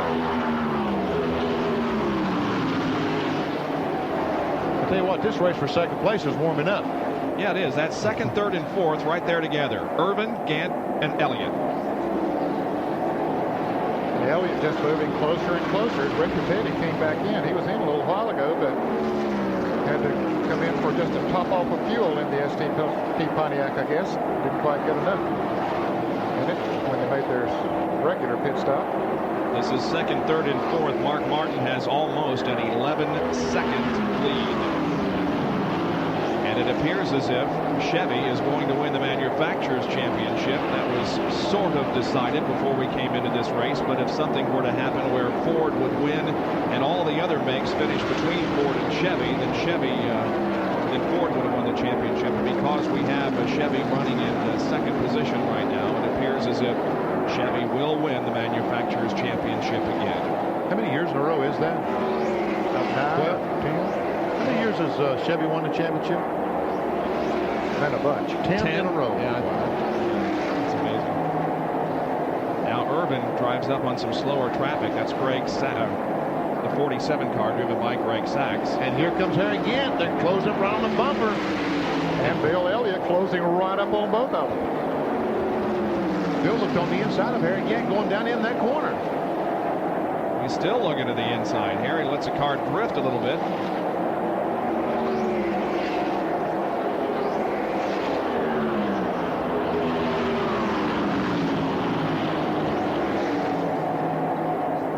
Now back in clean racetrack, Ernie Irvan pulled out to a 5 or 6 car length advantage over Harry. They go about 170 miles an hour, building up to about 180 at the end of the straightaway. And Greg Sachs, the 47 car they just passed, is blown upward and slow going down in turn 1. And Benny was running 8th place, having a good run here today for Greg Sachs. Best run we've seen that car have in quite a while. A very close car. Too bad to see him have a problem here so near the end of the race. There he is down on the apron of the racetrack, headed for the pits. He's coming off turn 2. I don't know if he's going to make it back. Hopefully he will. I think the car just totally quit on him. Now Elliott makes a bid on her, and Harry Gant. Yep, he has some running room down on the inside. Gant gives him plenty of room.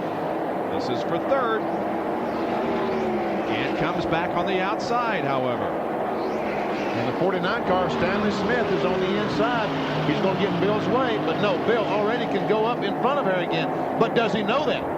Well, Harry almost lost the car going in turn 3. So that gives Bill all the operating room that he needs. And I think the 47 car, Greg Sachs, is going to be able to coast around. He will be making it back to the pit area. By the way, just to correct something that we discussed moments ago, this is the 9th straight year that Chevy will have won the manufacturer's title. Buick won it in 81 and 82. While that goes on, Mark Martin continues to just have his way with the Sunday drive.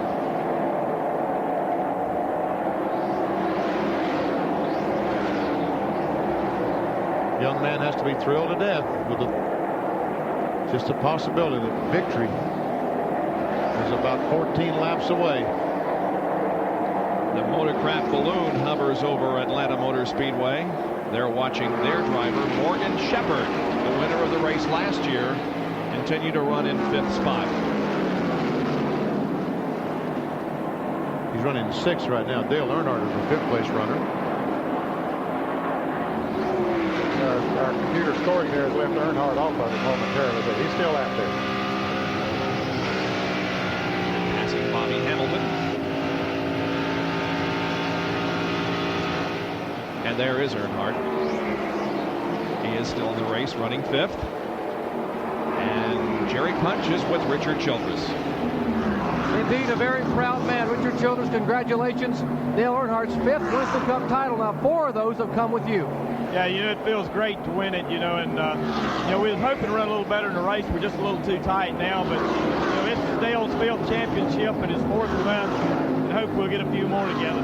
Now, you've been together 7 years, and you've won 4 titles. What about the future? What's down the road between you and Dale? How many more years? Well, we got 2 more years. The GM Goodrich is our sponsor, and hopefully we win on 2 more championships. We just want to keep winning and keep doing as good as we can. One of the reasons these crews work so hard is every year you win a championship, you take the crew, their wives, everyone in New York City. They have a whole week up there touring the city, and these guys really enjoy it. Yeah, it's an extra incentive for all those guys and their wives. The wives have to put out a lot extra, with them being gone a whole lot. So it's good to let them feel they're part of the winning the championship. Richard Childress and this Goodrich crew getting set to make a presentation at the Waldorf Astoria on ESPN for that championship trophy. Back upstairs. Next time we see Richard Childress, he'll be in tuxedo at the Waldorf Astoria, live on ESPN at 8:30 Friday night, December the 6th.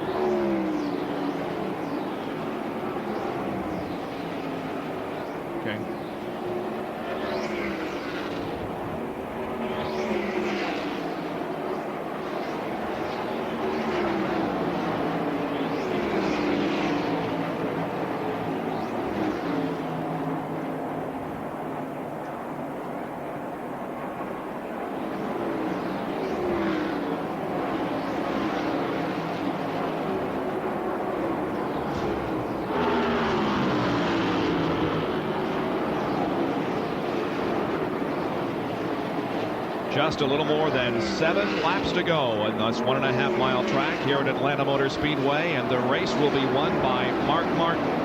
And Dale Earnhardt will officially begin to celebrate his 5th Winston Cup Championship. Average speed of the race has moved back up to 134.841. As we watch Mark Martin go down the back straightaway with 7 laps to go, Derek Cope in the Pure Later Chevrolet has blown an engine or whatever and is coasting on the apron of the racetrack towards the pits. And there's a driver that you can bet kind of is glad that 1991 is over. It hasn't been nearly as successful a season as Derek had hoped. He looks forward to better things in 1992. He was in 12th position here this near the end of the race. Mark Martin goes to the inside of Ricky Rudd, puts a lap on him, another lap on him. And the 28 car, Davey Allison, they were racing for second place in the point standings, blew right by Rudd, but Davey had an electrical problem, had to change the battery and some wiring, and did get 7 laps down. I think he's now about 4 down, but yeah, he's 4 down in 18th position. So the points would be, if they finish the way they are right now, with Davey in 18th and Rudd in 9th position, Rudd would have 4,100 and Davey 4,085, which would give Rudd second place by 15 points and $105,000. That is more than the third place.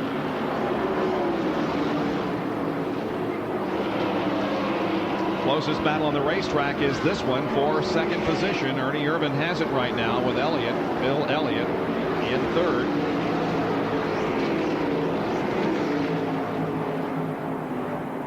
Bill has almost caught him.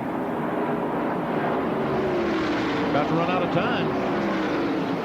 And nothing happens to Mark Martin, though. That Unical bonus will carry over to the Daytona 500 next year. Well, that's put that money in the bank and let it earn interest and put it back on the market at Daytona. Dave Allison pulling right on the back bumper of Morgan Shepherd as you go down in turn 1. And the Mark Martin, our leader, is somewhere behind that 28 car.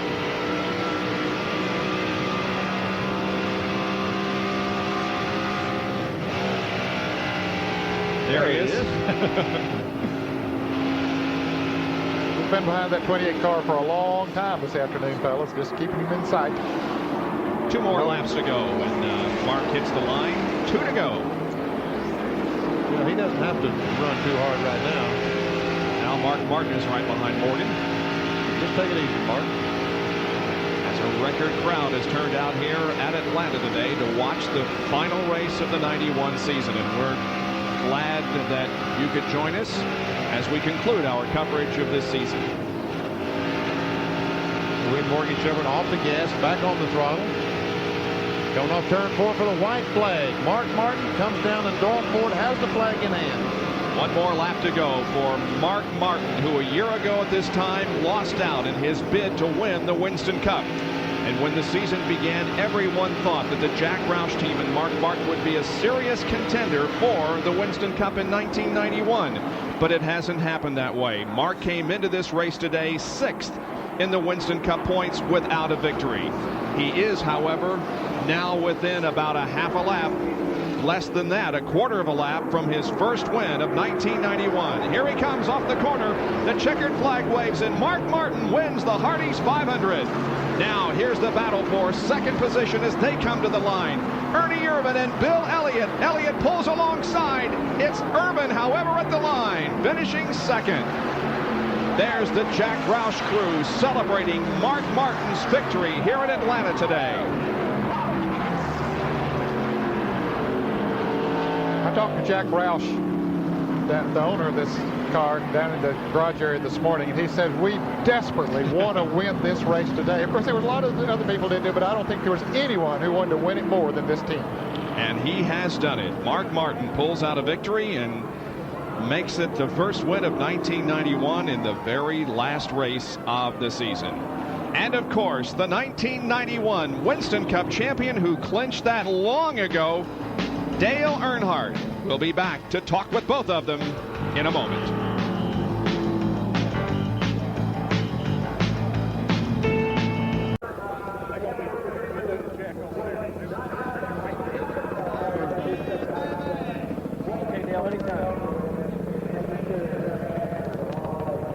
Welcome back to Atlanta Motor Raceway. Just about to step out of the car is the 1991 NASCAR Winston Cup champion Dale Earnhardt as he climbs out and pats that Goodwrench Chevrolet. Behind him here, Wade Robertson, Senior Vice President of RJ Reynolds Sports Marketing. Dale, congratulations on championship number 5. I'd like to thank RJ Reynolds. You know, they keep putting that up there, and we keep working to try to win it. This Goodwrench Chevrolet racing team is after them championships. They've been consistent in racing for them, and this is a little bit off year for us, but still it's a great year for us to win a championship. And, you know, we're tickled to death. Richard and all the guys and everybody back home, you know, thanks for the help this year. It's been a great year for us. Now, you struggled early in the year. Did you ever have your doubts that you might not be able to get back here on that stage at the Waldorf? Well, you never know. You just do it race to race, and that's what we've been doing here lately. We had the car just right. About middle ways of the race, but then it got tight, and I got a little off, and Mark and them got better, and they got away from me. So it's just one of them days was just a little off. We got beat. Well, they got beat here in the battle, but he won the war. The 1991 Winston Cup champion. He get that $1 million coming up in a couple of weeks. Let's go in and see another driver who's going to be awfully happy standing by with John Kernan. Jerry, if you could only see the smile on Mark Martin's face. And Mark, you guys, great pit stops today. The car just worked well all day long. Yeah, the longer it ran, the better it got. You know, I got a lot of things to say here. First of all, I really wish Arlene could have been here to celebrate in this. You know, she stood behind the hard times. She really knows what it's like to go through what we've gone through. And, you know, that I really wish she could have been here. It's really a special way to end it here with Folgers, you know, to end the season with their colors and get this win for them. And like I said before, there's nobody here that deserves to win more than Jack Roush and Steve Mill. And it's a way to end it here with Robin and everything. And I just couldn't be happier. We've got an awful lot to look forward to. This is really, honestly, what I live for. I mean, what we did there, the last 150 laps of that race, I mean, that's everything to me. And I know it is to Jack Roush, and it is to Steve, too. And all the guys put their heart into this thing, and it was our turn today. There you have it, Mark Martin, the winner today. First win since last year at North Wilkesboro. Congratulations to Mark Martin and Dale Earnhardt. Well, pit road is now becoming rather vacant as the celebration is on in victory lane, and Dale Earnhardt makes his victory lap around this racetrack. The men who work behind the scenes are putting the equipment away, and as we conclude another year of Winston Cup racing, we depart from our normal salute to the season and the drivers. ESPN, in cooperation with Richard Carpenter Publications and Polygram Island Publishing, and Mike Powell, who is a longtime crew member, who's also a very fine country singer, salute in this music video the men behind the wheel.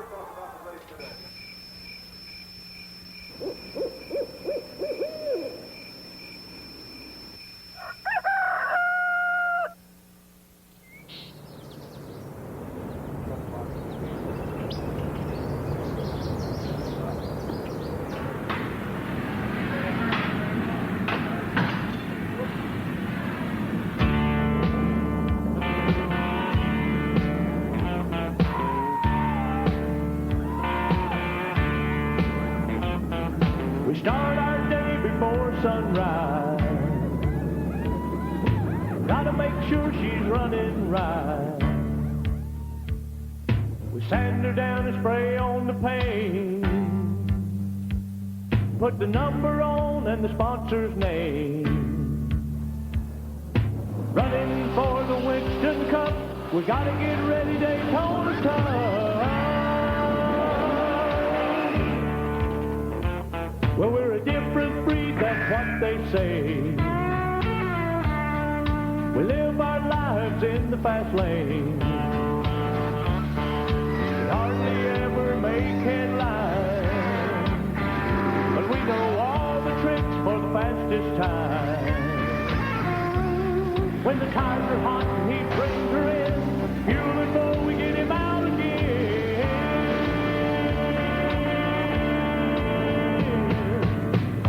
We're the men behind the wheel. The hands that build those raging horses made of steel. We're the ones behind the wall, keep him running through it all. We're the men behind the wheel.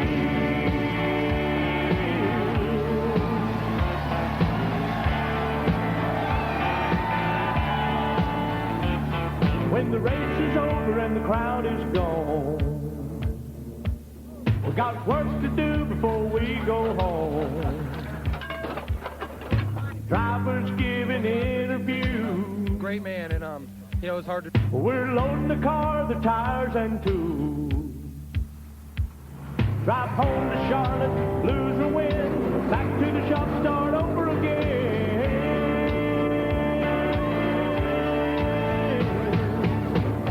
We're the men behind the wheel. The hands that build those raging horses made of steel. We're the ones behind the wall, keep them running through it all. We're the men behind the wheel.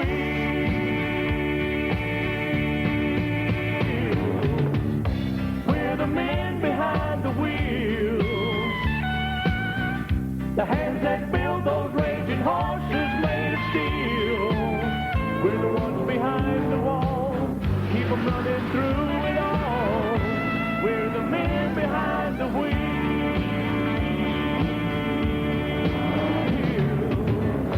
We're the men behind the wheel.